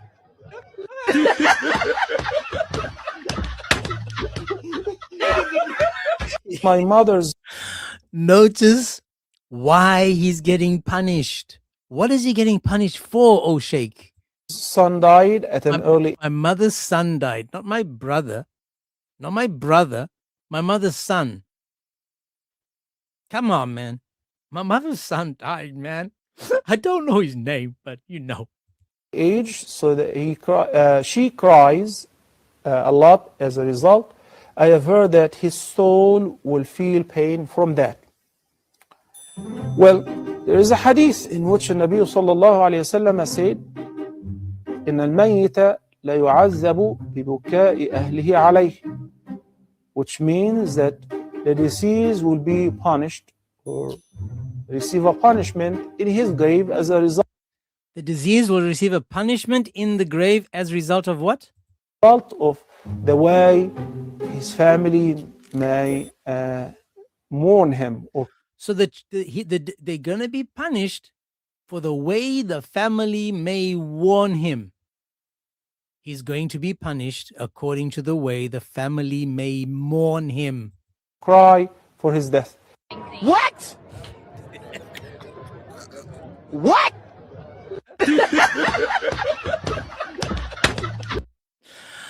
Oh my goodness, oh my goodness. Do you guys see why this is Comedy Central? This is Sunni Tunes, the kings of comedy. This is the kings of comedy. So you're going to be punished in your grave depending on how you mourn the person that died. because there's a hadith that says so. There's a hadith that says so, so it must be true. It must be true. Do you guys see why you need to stay away from Islam? Man, you can't make this rubbish up. There's more. If you think that's enough, man, there's more. There's more. The woman on top. Oh. This is the one I was trying to find. Now pay attention. Word and I, my brother, my man, I hope you're listening to this one. This is talking about doing the dingy, and if the woman is on top. Put down your pens and papers. Stop what you're doing. Stop what you're doing. And let's listen in carefully. Stop what you're doing and understand what's about to be said. The guy is going to explain the dingy, the penetration, the entrance, the bala and the cookie, the train and the tunnel. He's going to explain something important to us. The Kama Sutra, the Kama Sunnah.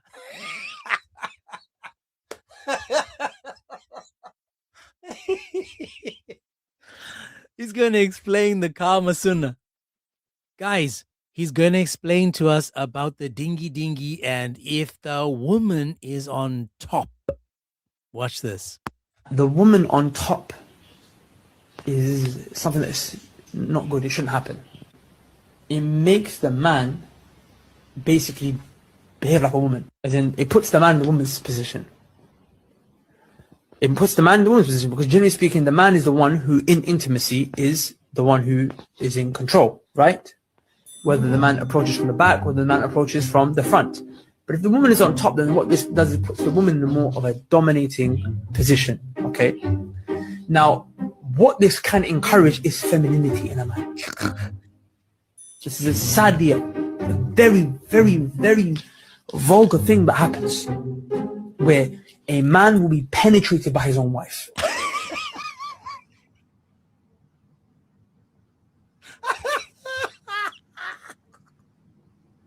Seriously?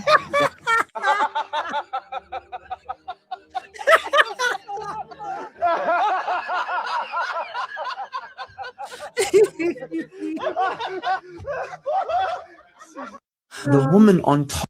I'm definitely going to have to play that again. If the woman's on top, she could penetrate the man. Oh, my Lord. I'm not sure how these Muslim women are built, man. Oh, my goodness. Oh, my goodness. That's right word. You see, you stayed for the right one, man. Listen, guys, this is common sense. The woman on top may penetrate the man because the man is putting himself in a submissive position. And now that she dominates, she automatically gets a bigger one than he had. And now he's being penetrated, losing his masculinity. And therefore, he's going to be crouching tiger, hidden dragon when he pees. He even has to use pads for his menstrual blood. Oh, my Lord. Oh, my Lord. Muslims are built differently. Muslims are definitely built differently. I'm going to play it again. Let's learn from this guy. I mean, look at his expression on his face. I mean, he's showing disgust.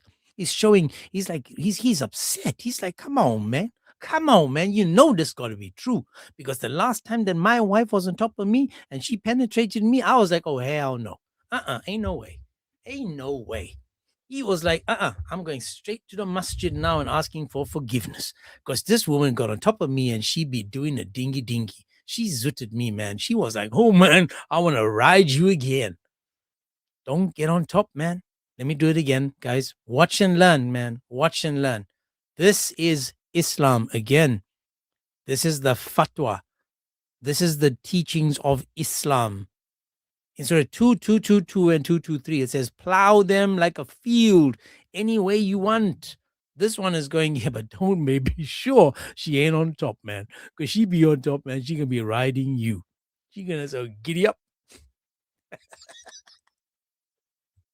The woman on top is something that's not good. It shouldn't happen.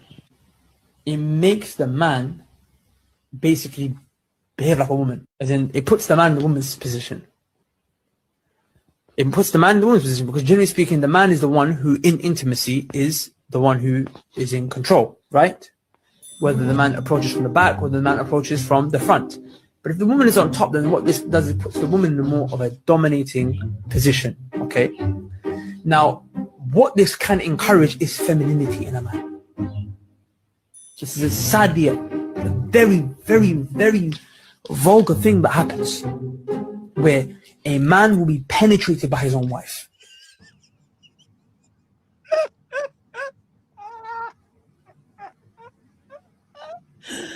Seriously? Yeah.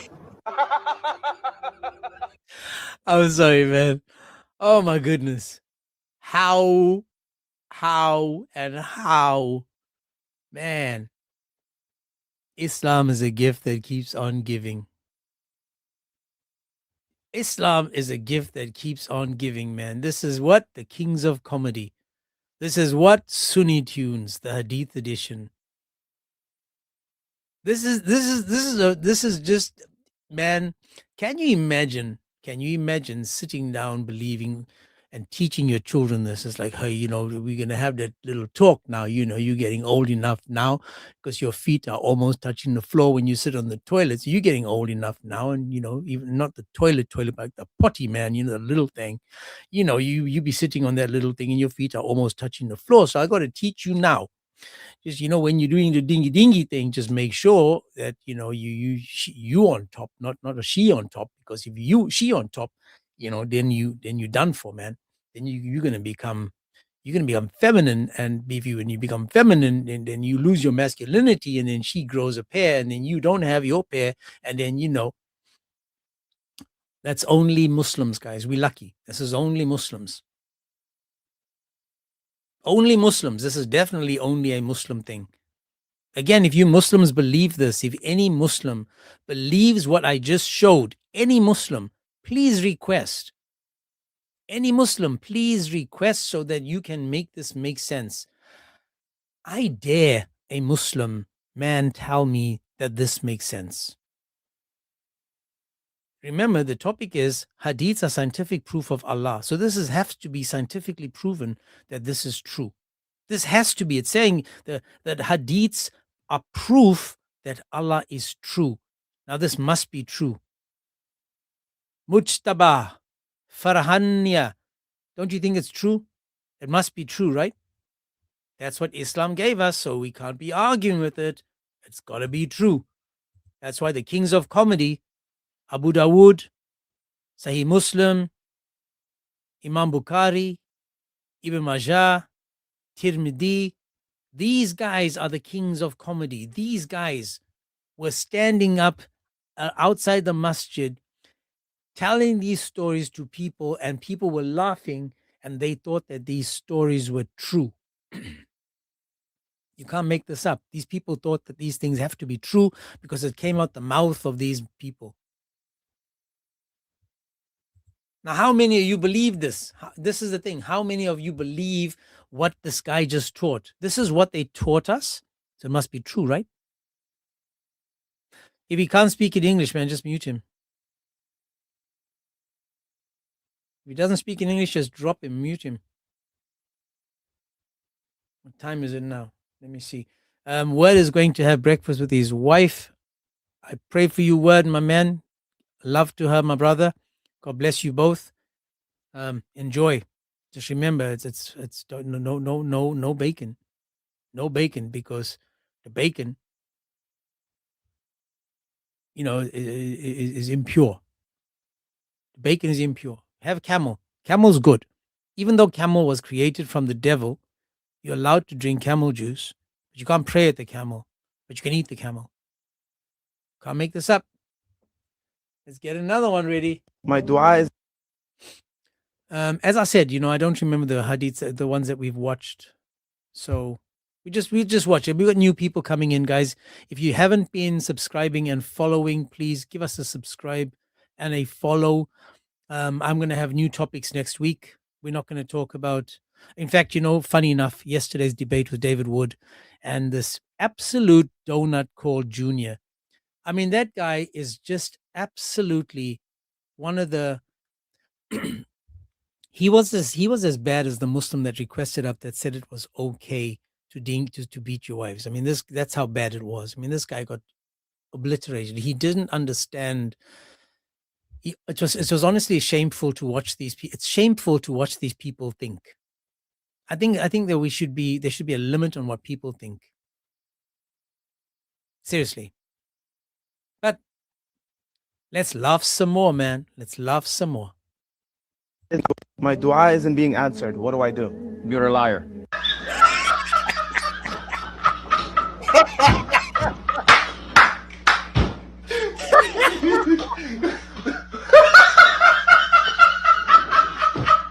My dua isn't.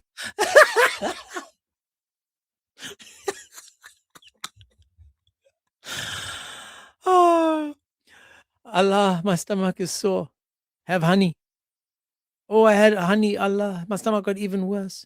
Well, your stomach is a liar.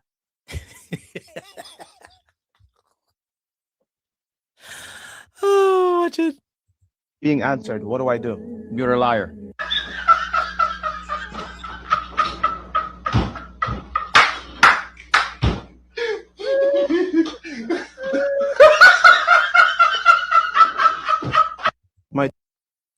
My duas are not being answered. You're a liar. Come on, man. Come on, man. You a liar. What do you mean it's not being answered, man? You a liar. Those that don't know, these are Sunni tunes. These are Sunni tunes. You guys on TikTok are missing out on the fun pictures that I've created like this. See that? That's the Sunni tunes picture I've got on the YouTube. So I've got a couple of pictures on the YouTube, which you guys are missing out on. This is why I'm saying Sunni tunes. This is the kings of comedy. As you can see, it's Tirmidhi, Majah, Bukhari, Muslim, Dawood. You see that? This is what I'm saying. With the Sesame Street, we've got the Sesame Street, man. These guys are making things up and we're just having a chuckle. Not only that, we've got Disney as well. Disney has also popped into the scene. We've got the Sunni world. This is Disney world, Sunni world, showing the hadiths that we are able to watch and enjoy because it has to come from somewhere. In fact, we had to disturb the Simpsons and beg the Simpsons to join in. So the Sunni tunes, the Simpson tunes, have been sitting down. We've got all of them sitting down there and paying attention to the hadiths themselves. So that's why I'm saying go to the YouTube, the Agents 007, and watch it there. It's just more fun because I can change and add and I'm not being locked in, you know. So the kings of comedy, for those that know the kings of comedy, right? This is just a parody on them, calling them the kings of comedy, showing you guys how stupid you have to be, how absolutely slow and backward you have to be to actually follow and believe the stuff that they give you. This is why it's just so much easier for me to use the YouTube and give you the information there.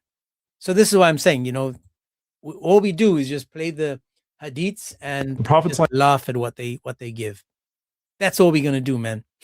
I've got a little bit more time. We can watch a few more, but tap and share, please. Even on YouTube, guys, keep sharing, liking, tappity tap, share, and even when this live is over, share the live with people. Let them see the hadiths.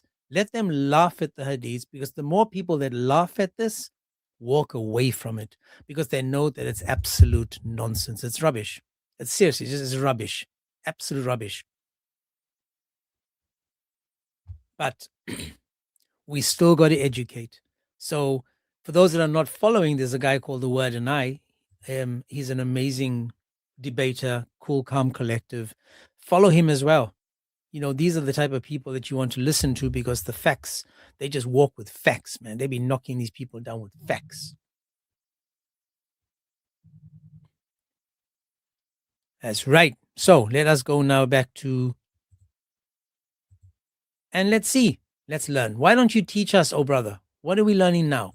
Islam said, whoever says this form of istighfar, Allah will forgive him even if he had deserted the ranks of the Muslims' army. And that is, of course, one of the most severe sins, to flee the battlefield.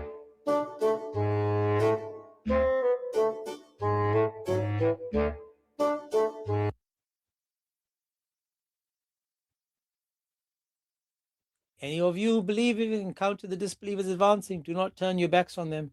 Anyone who turns their backs on them on the day, accept the carry. See, it goes against common sense. Goes against the common sense. These people, man. These people, man.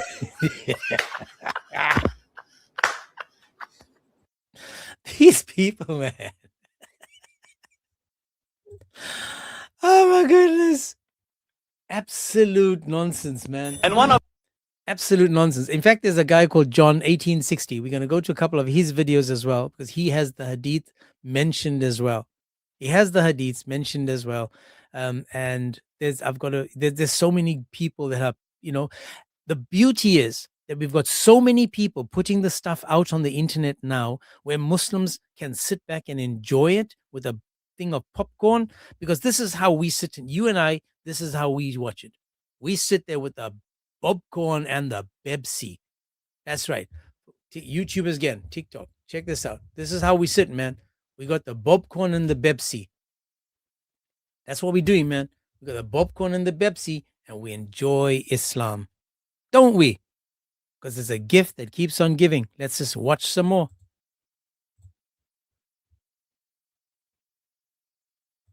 And one of the scholars of hadith say, when you enter your house, your spouse, your righteous wife from this dunya, or the one that Allah will give you in the akhirah, will be there before you. And the first time you see her, one says for 40 years you'll be stuck like that, like, oi, oi, oi.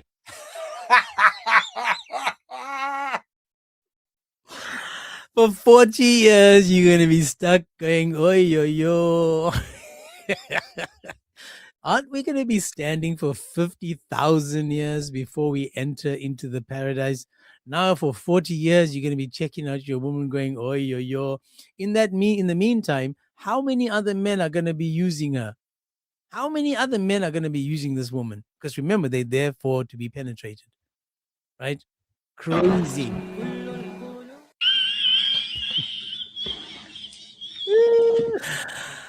Oh my goodness. My goodness, man. And one of the scholars of hadith. Guys, this is Islam. This is what they're forcing us to believe. I'll give us a couple of more, right? How to reply to salam to non-Muslims. He says, let's see, how are they supposed to treat us? What do you think, man? How should we treat these people, man? What do you say? Teach us. What do we say? He says that he has a very dear friend of his who's a non-Muslim. And this is an issue you should look into, Aftab. You can't have dear friends who are non-Muslims because, yeah, you can have an acquaintance, a colleague at work, but not a dear friend whom you hang out with and you use him as a confidant, you tell him your secrets and you take his counseling. No, this is not recommended. So he says that he's sick and he's not sure whether he's interested in Islam or not. However, every time he meets him, he says to Aftab, Assalamu alaikum. Should I reply to his salam? The answer is no. Any non-Muslim who says Assalamu alaikum clear and loud, you simply reply with a smile, wa alaikum. That's it. And you don't continue.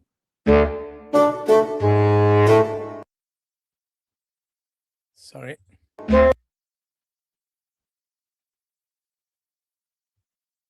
See how it goes against the Quran?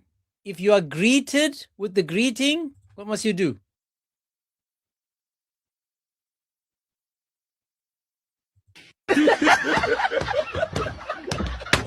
You see how they go against their God? How silly they are, these people.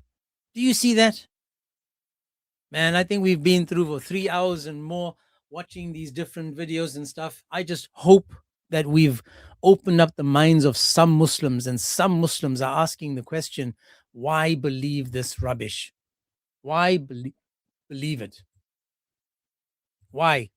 Why should we actually believe this nonsense?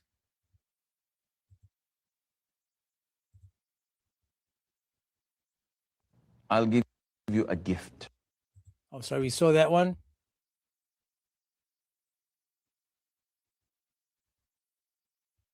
Oh, this is a good. I'm not sure if I showed this one before, but we're coming to the end, guys, and I just want to show you some more. But watch this. This is now again Mufti Menk and how they lie to bring people into Islam. But then Sheikh Asim, the ass guy, he debunks this guy. Watch this. Remember one thing we need to know, that is not the way we teach the Quran. The Quran is never taught by the stick. And I know of some people who say it's the only way you can get the kids to do things. No, if that's the case, we have failed. Really, because look at the Sunnah of Muhammad sallallahu alaihi wasallam. What did he say? Did he ever teach us to do that? The answer is no, never, not at all. So this is why they don't have this notion of reprimanding children physically, which is part of our religion in some aspects. So the Prophet himself said, when the children are 7, instruct them to pray. And when they're 10, beat them so that they would pray. Meaning that 3 years of each and every day, 5 times, pray, pray, pray without reprimanding. But after 3 years, if the child continues not to pray, then Islam orders the parent, the father, to beat his child, to reprimand him, not to abuse him or to injure him or to inflict damage physically to him. So this is part of a religion. But if in these kafir countries, you're not allowed to do this, you have to refrain or migrate, because they'll take your child and give it to a Christian or an atheist family, and you may never see your child back again. This is too extreme. Notice how they go against each other and they're both talking about the same thing. Are you allowed to beat your kids? No. If we beat our kids, it means that we failed. We are failures. And then the other guy says, well, listen, it's 7 years old, man, you force them to learn. And by 10 years old, if they haven't learned yet, then you whoop them. You 434 them. I'll play it again. But notice how this is. How even Muslims themselves don't agree with things. And it's so embarrassing. So embarrassing. So watch again. remember one thing we need to know, that is not the way we teach the Quran. The Quran is never taught by the stick. And I know of some people who say it's the only way you can get the kids to do things. No, if that's the case, we have failed. Really, because look at the Sunnah of Muhammad sallallahu alaihi wasallam. What did he say?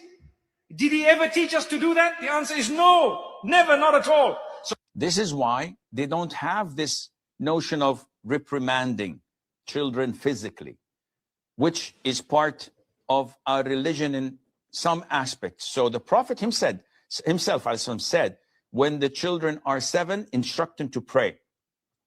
And when they're 10, beat them so that they would pray. Meaning that 3 years of each and every day, 5 times, pray, pray, pray without reprimanding.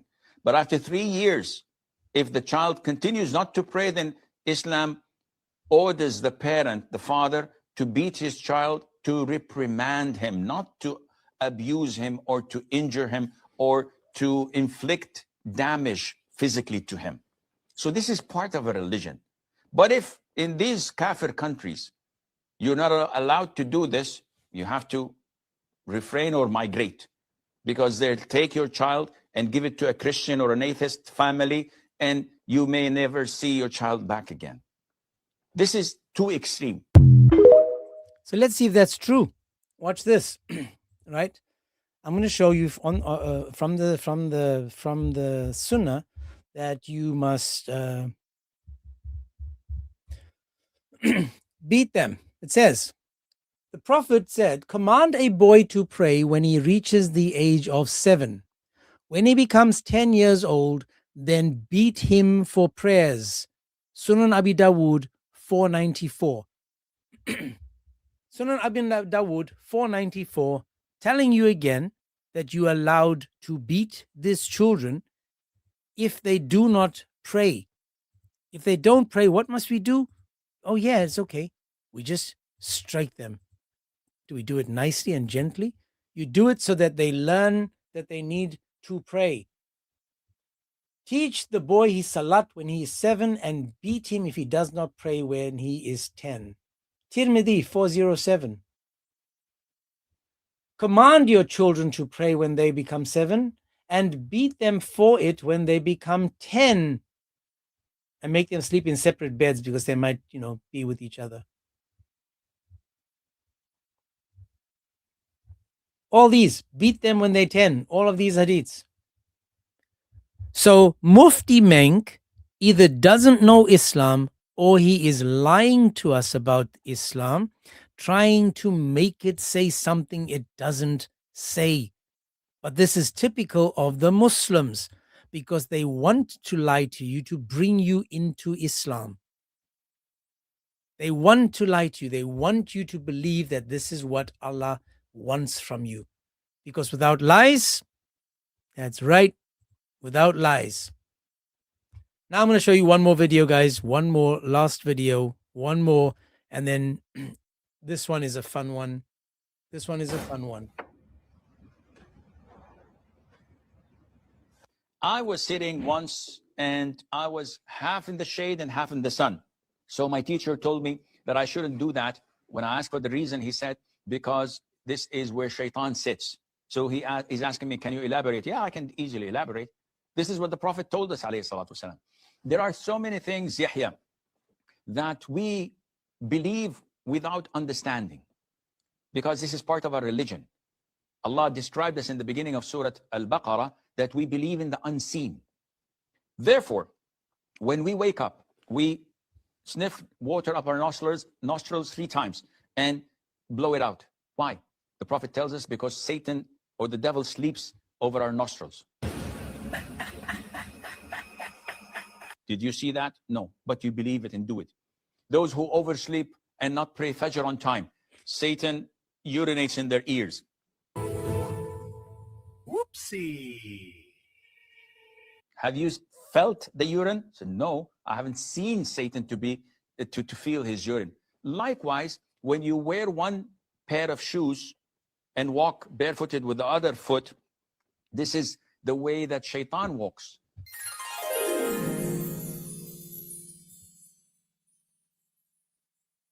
I haven't seen the shaitan, but the Prophet told me this and I believe in it.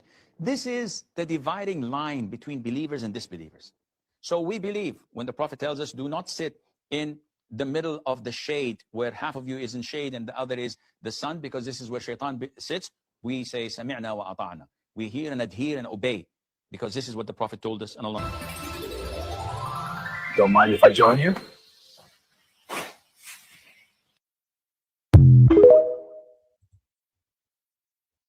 Merry melodies, man. That's all, folks. Merry melodies. Merry melodies. You can't make this up. You can't make this up. Islam, a gift that keeps on giving. Absolute nonsense. Absolute nonsense. Any of the stuff that they've given you, any of the hadiths that we saw, any of the stuff that we just focused on is clearly Sunni tunes. The hadith edition. It's a laugh, it's a joke, it's funny. It's something that we are chuckling about here, but there are people that believe this to be 100% true. They believe this to be so true that they're willing to set their lives on it. They swear by their lives that this is true. Remember I spoke to you guys about the stomach that is lying. So a guy by the name of John 1860, has given us lots of hadiths, lots of videos on TikTok. John 1860. And he's made them into little funny videos and stuff. So please support these people that are doing all this hard work by sharing the stuff with us. So I'll show you just a few more because there's still over 100 people here. And I do have another half an hour-ish available because I'm free until for another half an hour. But let's just watch and see if it's true, right? Let's just watch and again, based on the hadiths on the screen, you will see the hadith number. So on the screen, you are able to see the hadith, so you can go to the hadith and check it. Remember what I said? Don't believe me. Check it. Because again, I've got nada to lose. You have by becoming a Muslim. I found the truth. I'm trying to share truth with you. And my question is, does it sound as if this is true? Came to me. He said, my brother's stomach, it's hurting. So I told him, give him honey. He came back and said, the honey made it worse. I told him, then your brother's stomach is lying. A man came to me. You see, as I mentioned this earlier, Sahih Bukhari 5716. He's laughing. He's laughing because he knows it's true. And again, this is it's so funny. Arabic, brothers. The 5 daily prayers must be in Arabic. It's the rule. Oh, really? So Noah prayed in Arabic? Ibrahim too? Maybe Moses was walking around with a little dictionary. Did Allah forget to mention it to them? Arabic, brothers. You see, it's very quick videos, but they're so spot on because they're telling you, hey, did Noah speak Arabic? Did Abraham? Did Moses have a dictionary? So it's very quick humor, but they hit the nail on the head. They're quoting what the prophets have, what Islam has given us, and they're saying, hey, did these people actually walk around believing the nonsense that they're saying?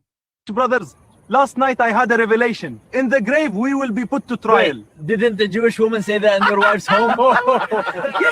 Even your visions follow the gossip. Brothers, last night I had a revelation. In the grave we will be put to trial. Wait, didn't the Jewish woman say that in their wife's home? Even your... You see that? He stole from them. He stole from the woman. Visions follow the gossip. Brother, even your vision is full of the gossip. Even your vision is full of the gossip because Muhammad was called the ear.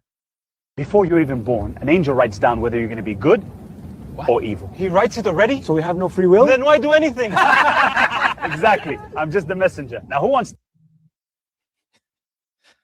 You see that? I have to play it twice just in case you guys miss it the first time. This is the ridiculousness of this religion. See, before you're even born, an angel writes down whether you're going to be good or evil. He writes it already? So we have no free will? Then why do anything? Exactly. I'm just the messenger. Now who wants tea? Before... Brothers, when you see a Christian or a Jew, press them toward the narrowest part of the road. That doesn't sound very nice or loving. Roads are for sharing, aren't they? When you say it like Yeah, that, it sounds kind of mean. Brothers, When you say it like that, that sounds kind of mean. That sounds kind of mean, man. Howdy from Mauritius, MU Island. I was in Mauritius once. Love it, man. God bless you from Mauritius. In fact, my father's family, I didn't meet my grandfather, but his family were actually from Mauritius. Not sure you guys knew that, but yeah, my father's family is from Mauritius.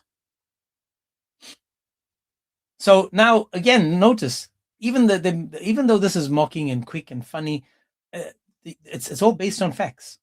Brothers, in paradise, there is a tree so vast that a rider on a horse would gallop for 100 years and still not cross the shadow of it. 100 years? That's one hefty tree. Imagine trying to rake the leaves. You need a caravan. Brothers, Did you see what he said? The tree is so big. He says, imagine trying to rake the leaves.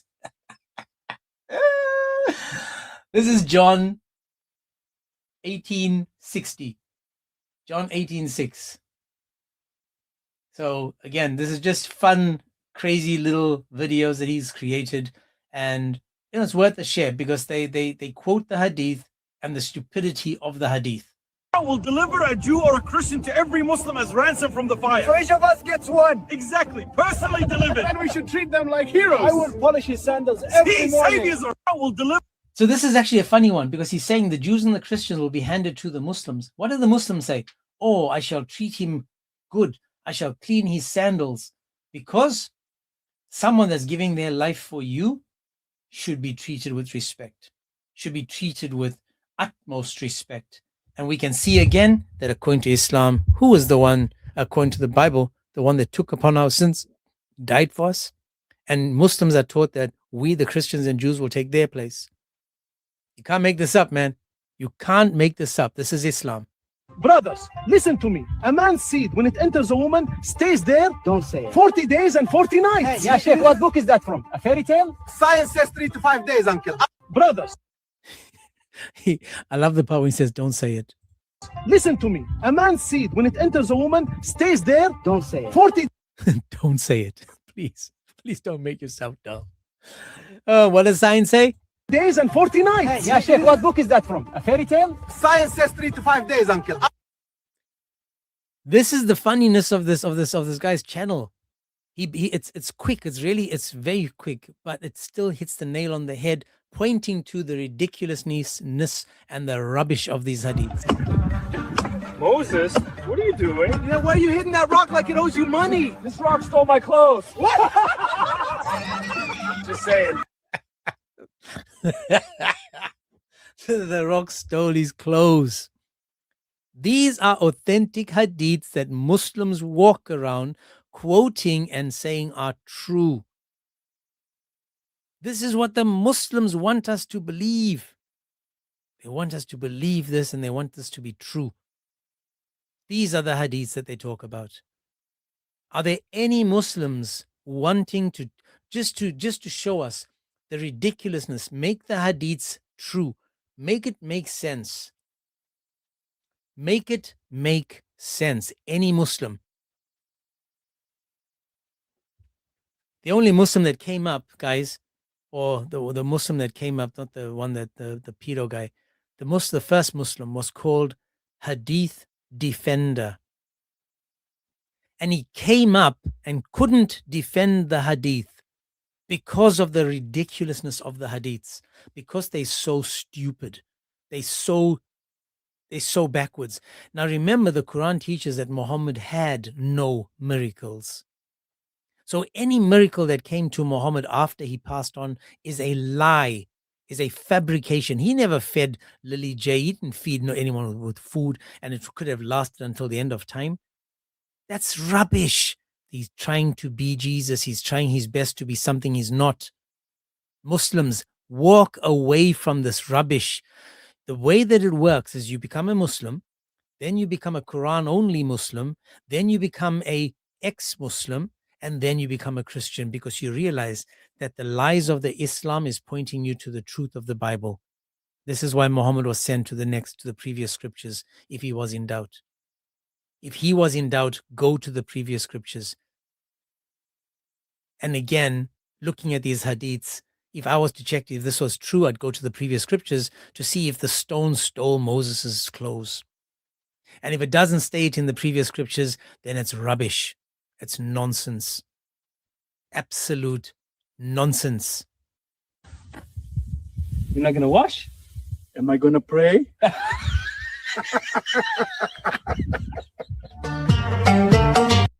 That's not a joke. This is in the hadith.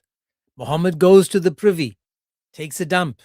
When he comes out, the guy says to him, aren't you going to wash your hands? He says, why am I going to pray? Because he's about to eat. There's another hadith where he comes from the privy and he wipes his hands on the wall of the house. He wipes his hand. He literally wipes his hand on the house. Doesn't wash. He doesn't wash.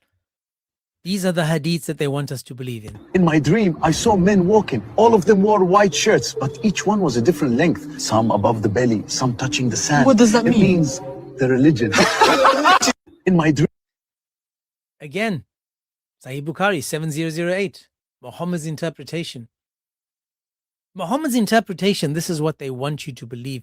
Become a Muslim, take your Shahada, and this is what you must believe. Bro, what's going on with you? Shrinking in the sun or what? No, nothing. I'm just feeling a bit delicate today. Oh, he's blushing like a date palm flower. Someone give him a parasol. So this is where Muhammad is shy. He's shyer than the virgin behind the veil.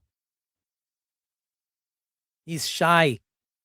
Why would anyone want to come to Islam if this is what you are forced to believe?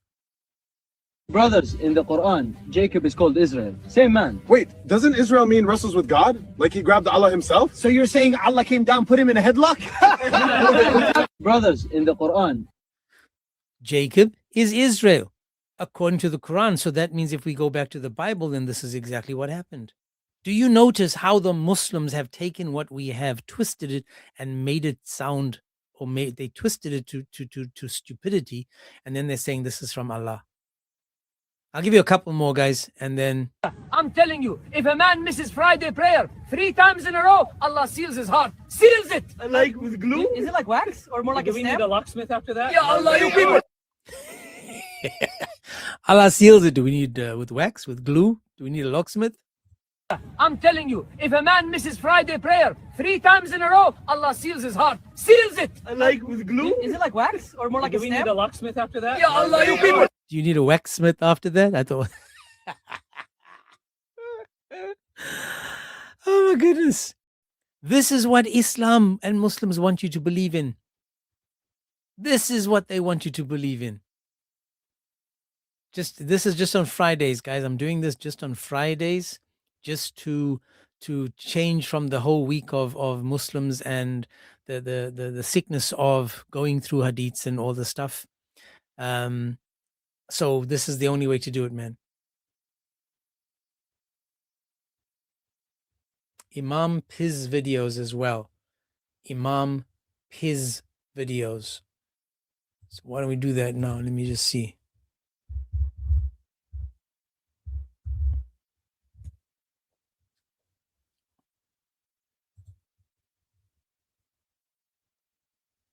Assalamu alaikum. I'm inside the masjid right now and I've been working on something special for our sisters here. I designed a new niqab just for this community. It's lighter, it breathes better, it's shaped so glasses sit comfortably, and it has an easy adjustment. With my bestie, like everything fun.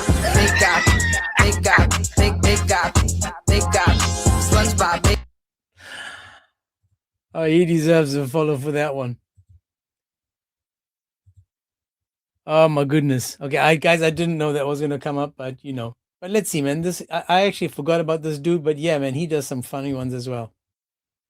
On your thing, just fucking tag him, bro. I'll cook his ass again. I'm in my hot tub right now. Oh, wait. Don't speak to me. Please, just listen. It's not what you think. I know exactly what I It saw. meant nothing. I swear to you, it was a mistake. You disgraced me. You disgraced this house. Hafsa, please don't tell Aisha. She doesn't need to know. Why shouldn't she? She deserves Because the I'll truth. make it right. Whatever you ask, I'll do it. Just keep this between us. She's coming. Then please, for now, please, Hafsa. Actually, I don't care. I cheated because Allah told me I could.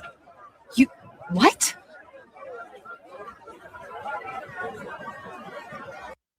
Again, based on a true story.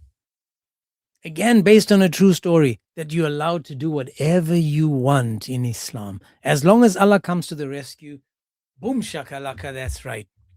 As long as Allah comes to the rescue, you guys can do whatever you want. You had the other guy that came up, the one that said that he beats his wife and he has no problem sleeping with kids. The guy that came up, the last guest. What did he say? That there's no sins in Islam. Everything's allowed in Islam. There's no sins in Islam except for shirk, he said, which is the unforgivable sin. But that's a lie because shirk is forgivable according to Islam. So that's another lie that the Muslims want you to believe. But because we are educated and can read, we can tell you that that's just another lie. More lies from this religion.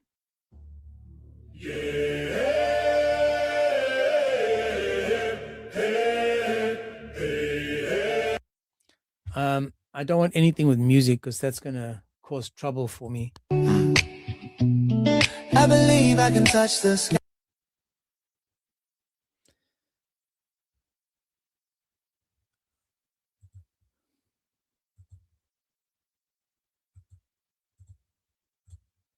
People of the sanctuary, hear me. The road north leads to the land of our enemies, and I forbid any man to carry the Quran there. Master, I only wish to read from it on the way. If they take you, they will seize the book and twist its meaning. Leave it here where it is safe. Then keep it for me, Elder. I will guard it. Let the book remain within the... Ha ha ha! Who would believe in a man splitting the moon in half? All right, buddy, let's go.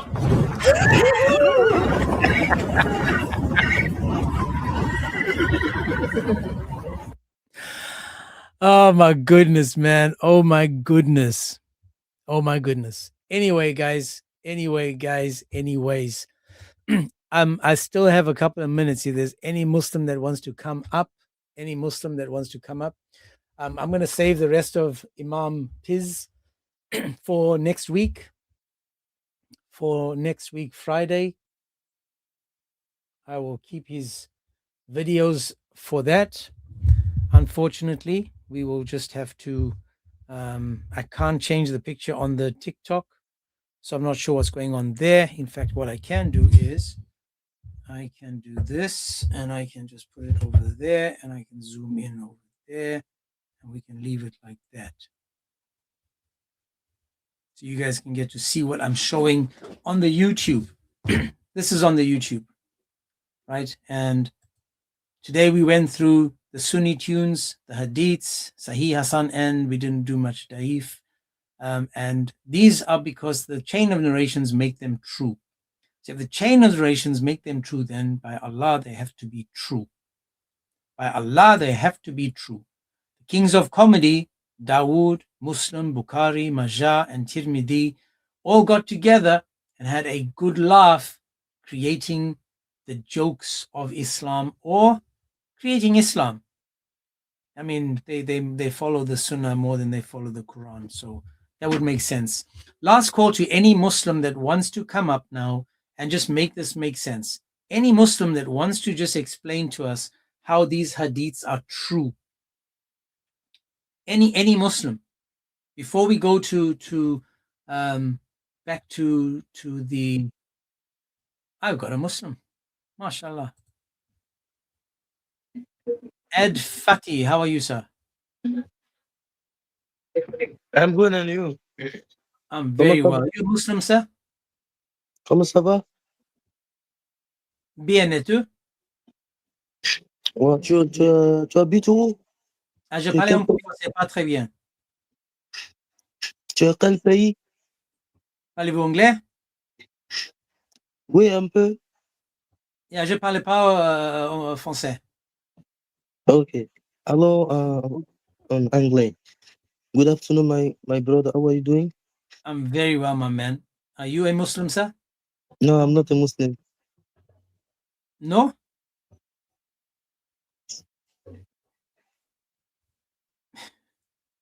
Au revoir. Merci beaucoup. Reviens tout de suite, amigo.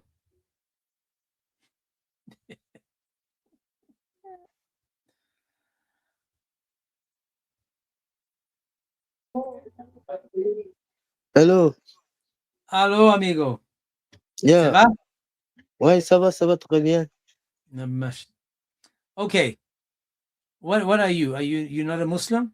I'm a Muslim. I'm a Ah, Muslim. you are a Muslim. Okay. Are you a Sunni? I am a Muslim. Okay, you're a Muslim, but are you a Sunni Muslim? Shia, Sunni? I just said I'm a Muslim. Beautiful. You read the Quran? Yeah. Very well. Okay, beautiful. Is the Quran true? 100%. Beautiful. I can. Do you believe the Hadith? Hadith is true? The Quran is the most perfect book. Okay. Once you are reading Quran, right? The most, it is not perfect. It's not perfect. Yeah.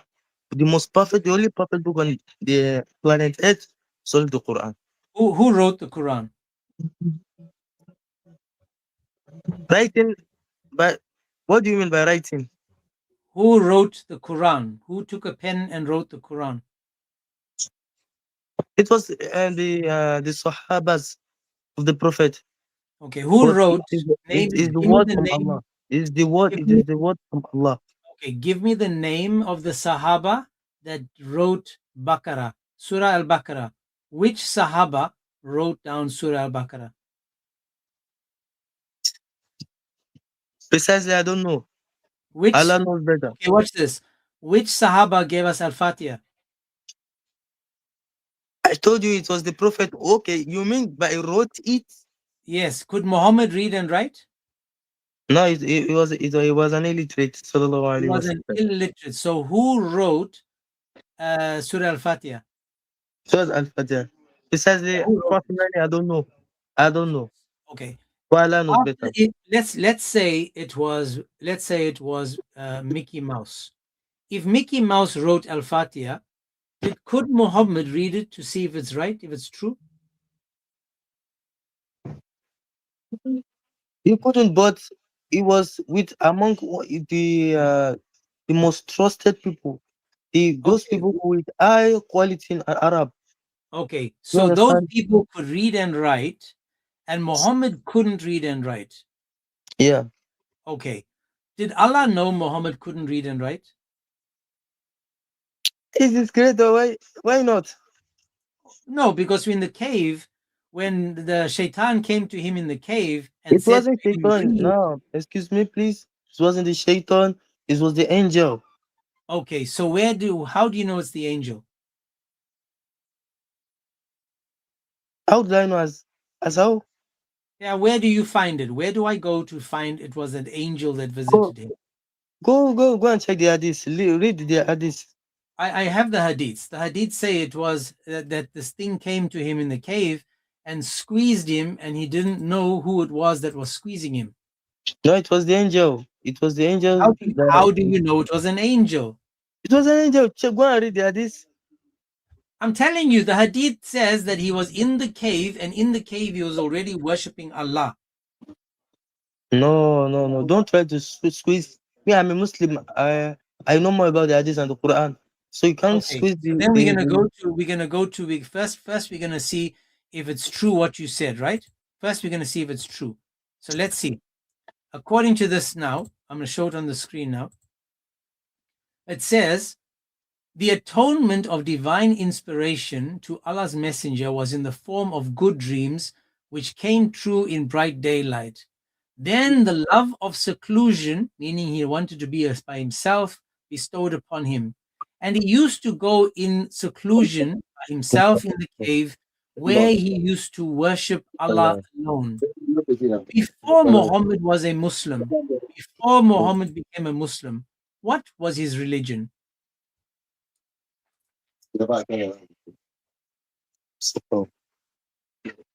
Well, so please, can you excuse me for some minutes? I need to handle some things. I need to handle some things first. No Give me worries. some minutes. Okay. Let's see. La dernière fois, c'est moi d'aller partir du soir là. Oui, tu disais quand j'allume là. Ok. Quand j'allume comme ça là. Quand j'allume comme ça là. J'allume la chaîne. Là, quand il doit aller dans le menu principal là. Là, il affiche. Ça veut dire aller partir pour venir arriver là-bas. Donc, avec d'autres trucs, elle n'est pas plus. Il est venu, mais il est venu. Pas comme il est venu aujourd'hui. Et il est...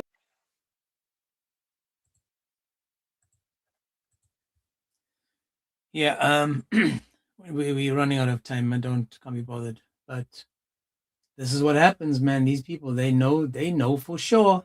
They know for sure. I just want to repeat something that's really important for all of us. I want to remind all of us when it comes to fasting and being a Muslim, right? Being a Muslim and fasting. Remember what we are told according to the Bible. According to the Bible, it says, beware of practicing your righteousness before other people in order to be seen by them, for then you will have no reward from your Father who is in heaven. Thus, when you give to the needy, sound no trumpet before you as the hypocrites do in the synagogues and in the streets, that they may be praised by others. Truly I say to you, they have received their reward. But when you give to the needy, do not let your left hand know what your right hand is doing, so that your giving may be in secret, and your Father who sees in secret will reward you. Then it says, and when you pray, you must not be like the hypocrites. So when these hypocrites, pagans, fill up the streets of New York, Madison Square Garden, where it doesn't matter where they are, when these hypocrites are praying in public, our God is saying, don't be like them. He says, for they love to stand and pray in synagogues and at street corners, that they may be seen by others. Truly I say to you, they have received their reward. But when you pray, go to your room and shut the door and pray to your Father who is in secret, and your Father who sees in secret will reward you. And when you pray, do not heap up empty phrases as the Gentiles do, for they think that they will be heard in their many words. Do not be like them, for your Father knows what you need before you ask him. Pray like this: Our Father in heaven, hallowed be thy name. Your kingdom come, your will be done on earth as it is in heaven. Give us this day our daily bread, and forgive us our debts as we have forgiven our debtors. And lead us not into temptation, but deliver us from evil. For if you forgive others their trespasses, your heavenly Father will also forgive you. But if you do not forgive others their trespasses, neither will your Father forgive you your trespasses.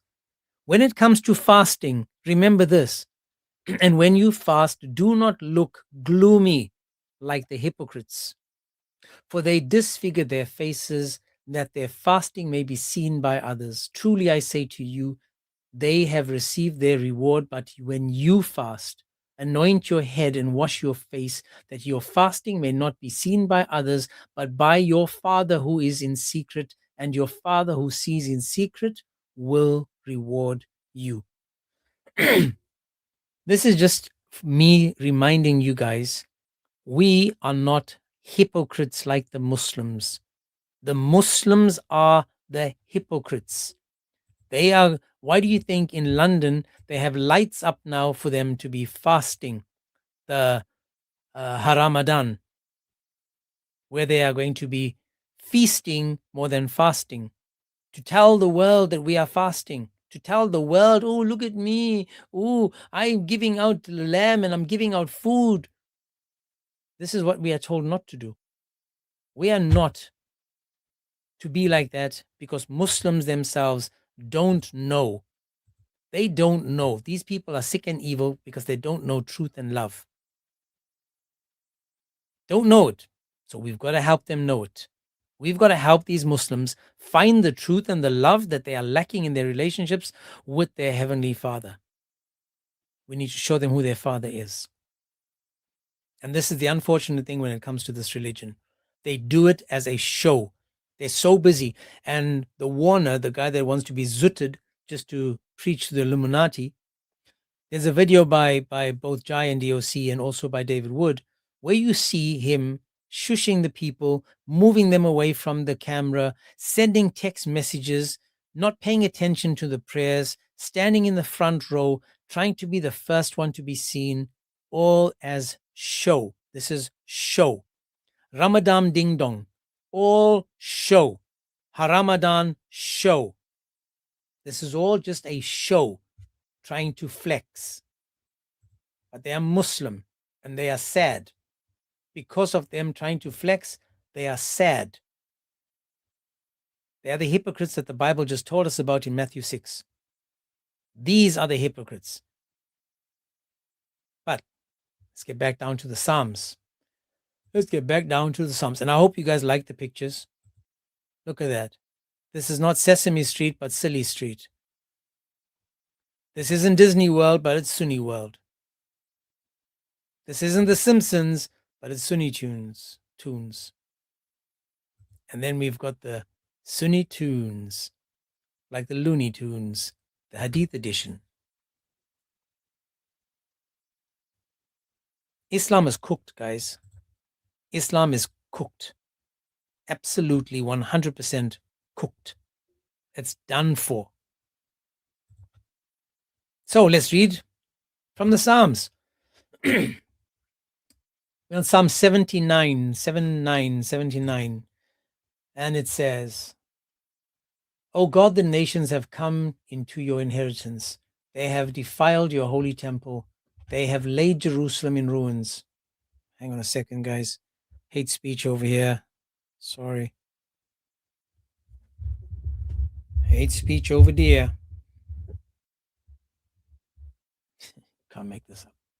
They have given their bodies to your servants, to the birds of the heavens for food, the flesh of your faithful to the beasts of the earth. They have poured out the blood like water all around Jerusalem, and there was no one to bury them. We have become a taunt to our neighbors, mocked and derided by those around us. How long, O Lord, will you be angry forever? Will your jealousy burn like fire? Pour out your anger onto the nations that do not know you, and on the kingdoms that do not call upon your name. For they have devoured Jacob and laid waste his habitation. Do not remember against our former iniquities. Let your compassion come speedy to us. For we are brought very low. Help us, O God of our salvation. For the glory of your name, deliver us and atone for our sins, for your name's sake. Why should the nations say, where is their God? Let the avenging and the outpoured blood of your servants be known among the nations before our eyes. Let the groans of the prisoners come before you.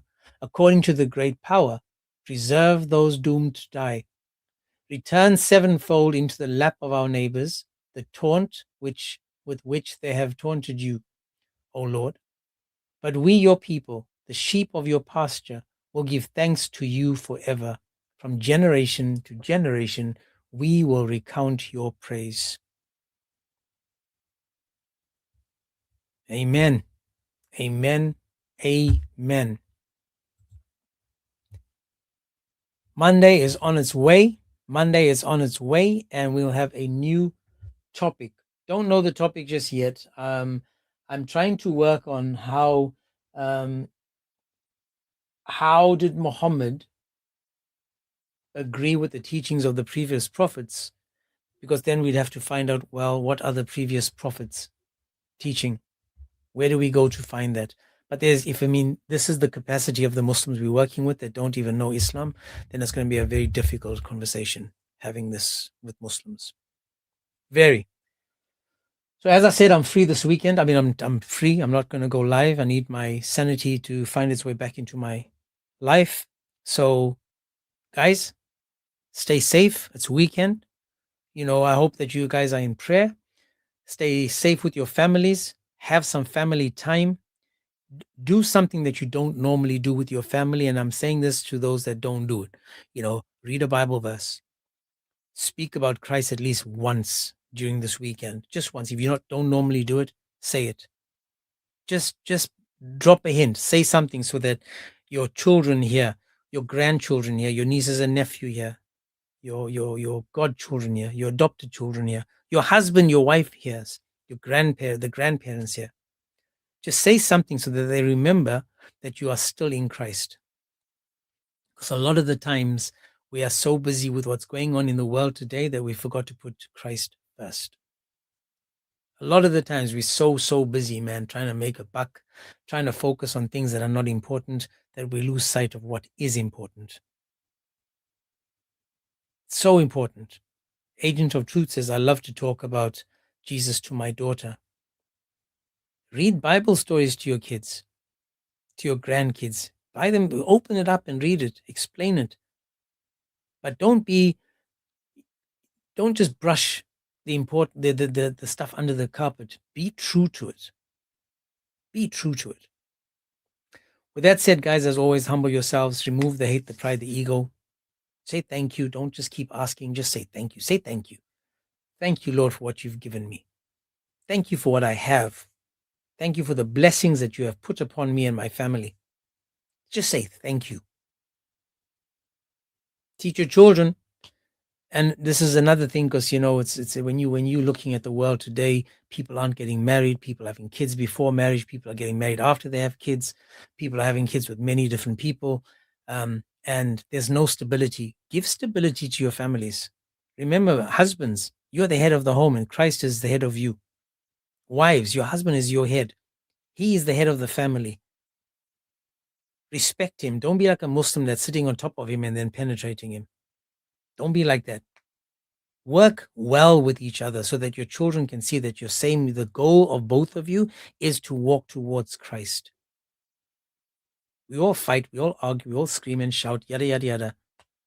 But the thing is, let them see you kiss each other in the morning, kiss each other in the evening, say God bless, say goodbye, stay safe, safe travels, God be with you. Say things like this, so you're reminding them over and over that you have put your trust in God. And, I've said before, you can take the horse to water, but it's up to the horse to drink. You can't force it to drink. You can teach your children about the Bible. If they decide they don't want to, at some point you need to dust your hands and know that you did a good enough job.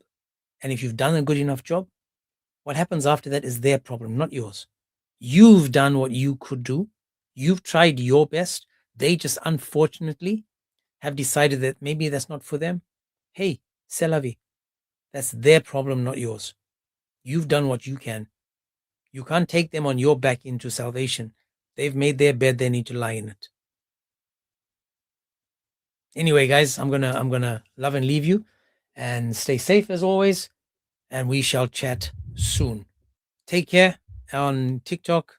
God bless. And if you're not following me, man, follow me on the YouTube. The YouTube is the Agents 007.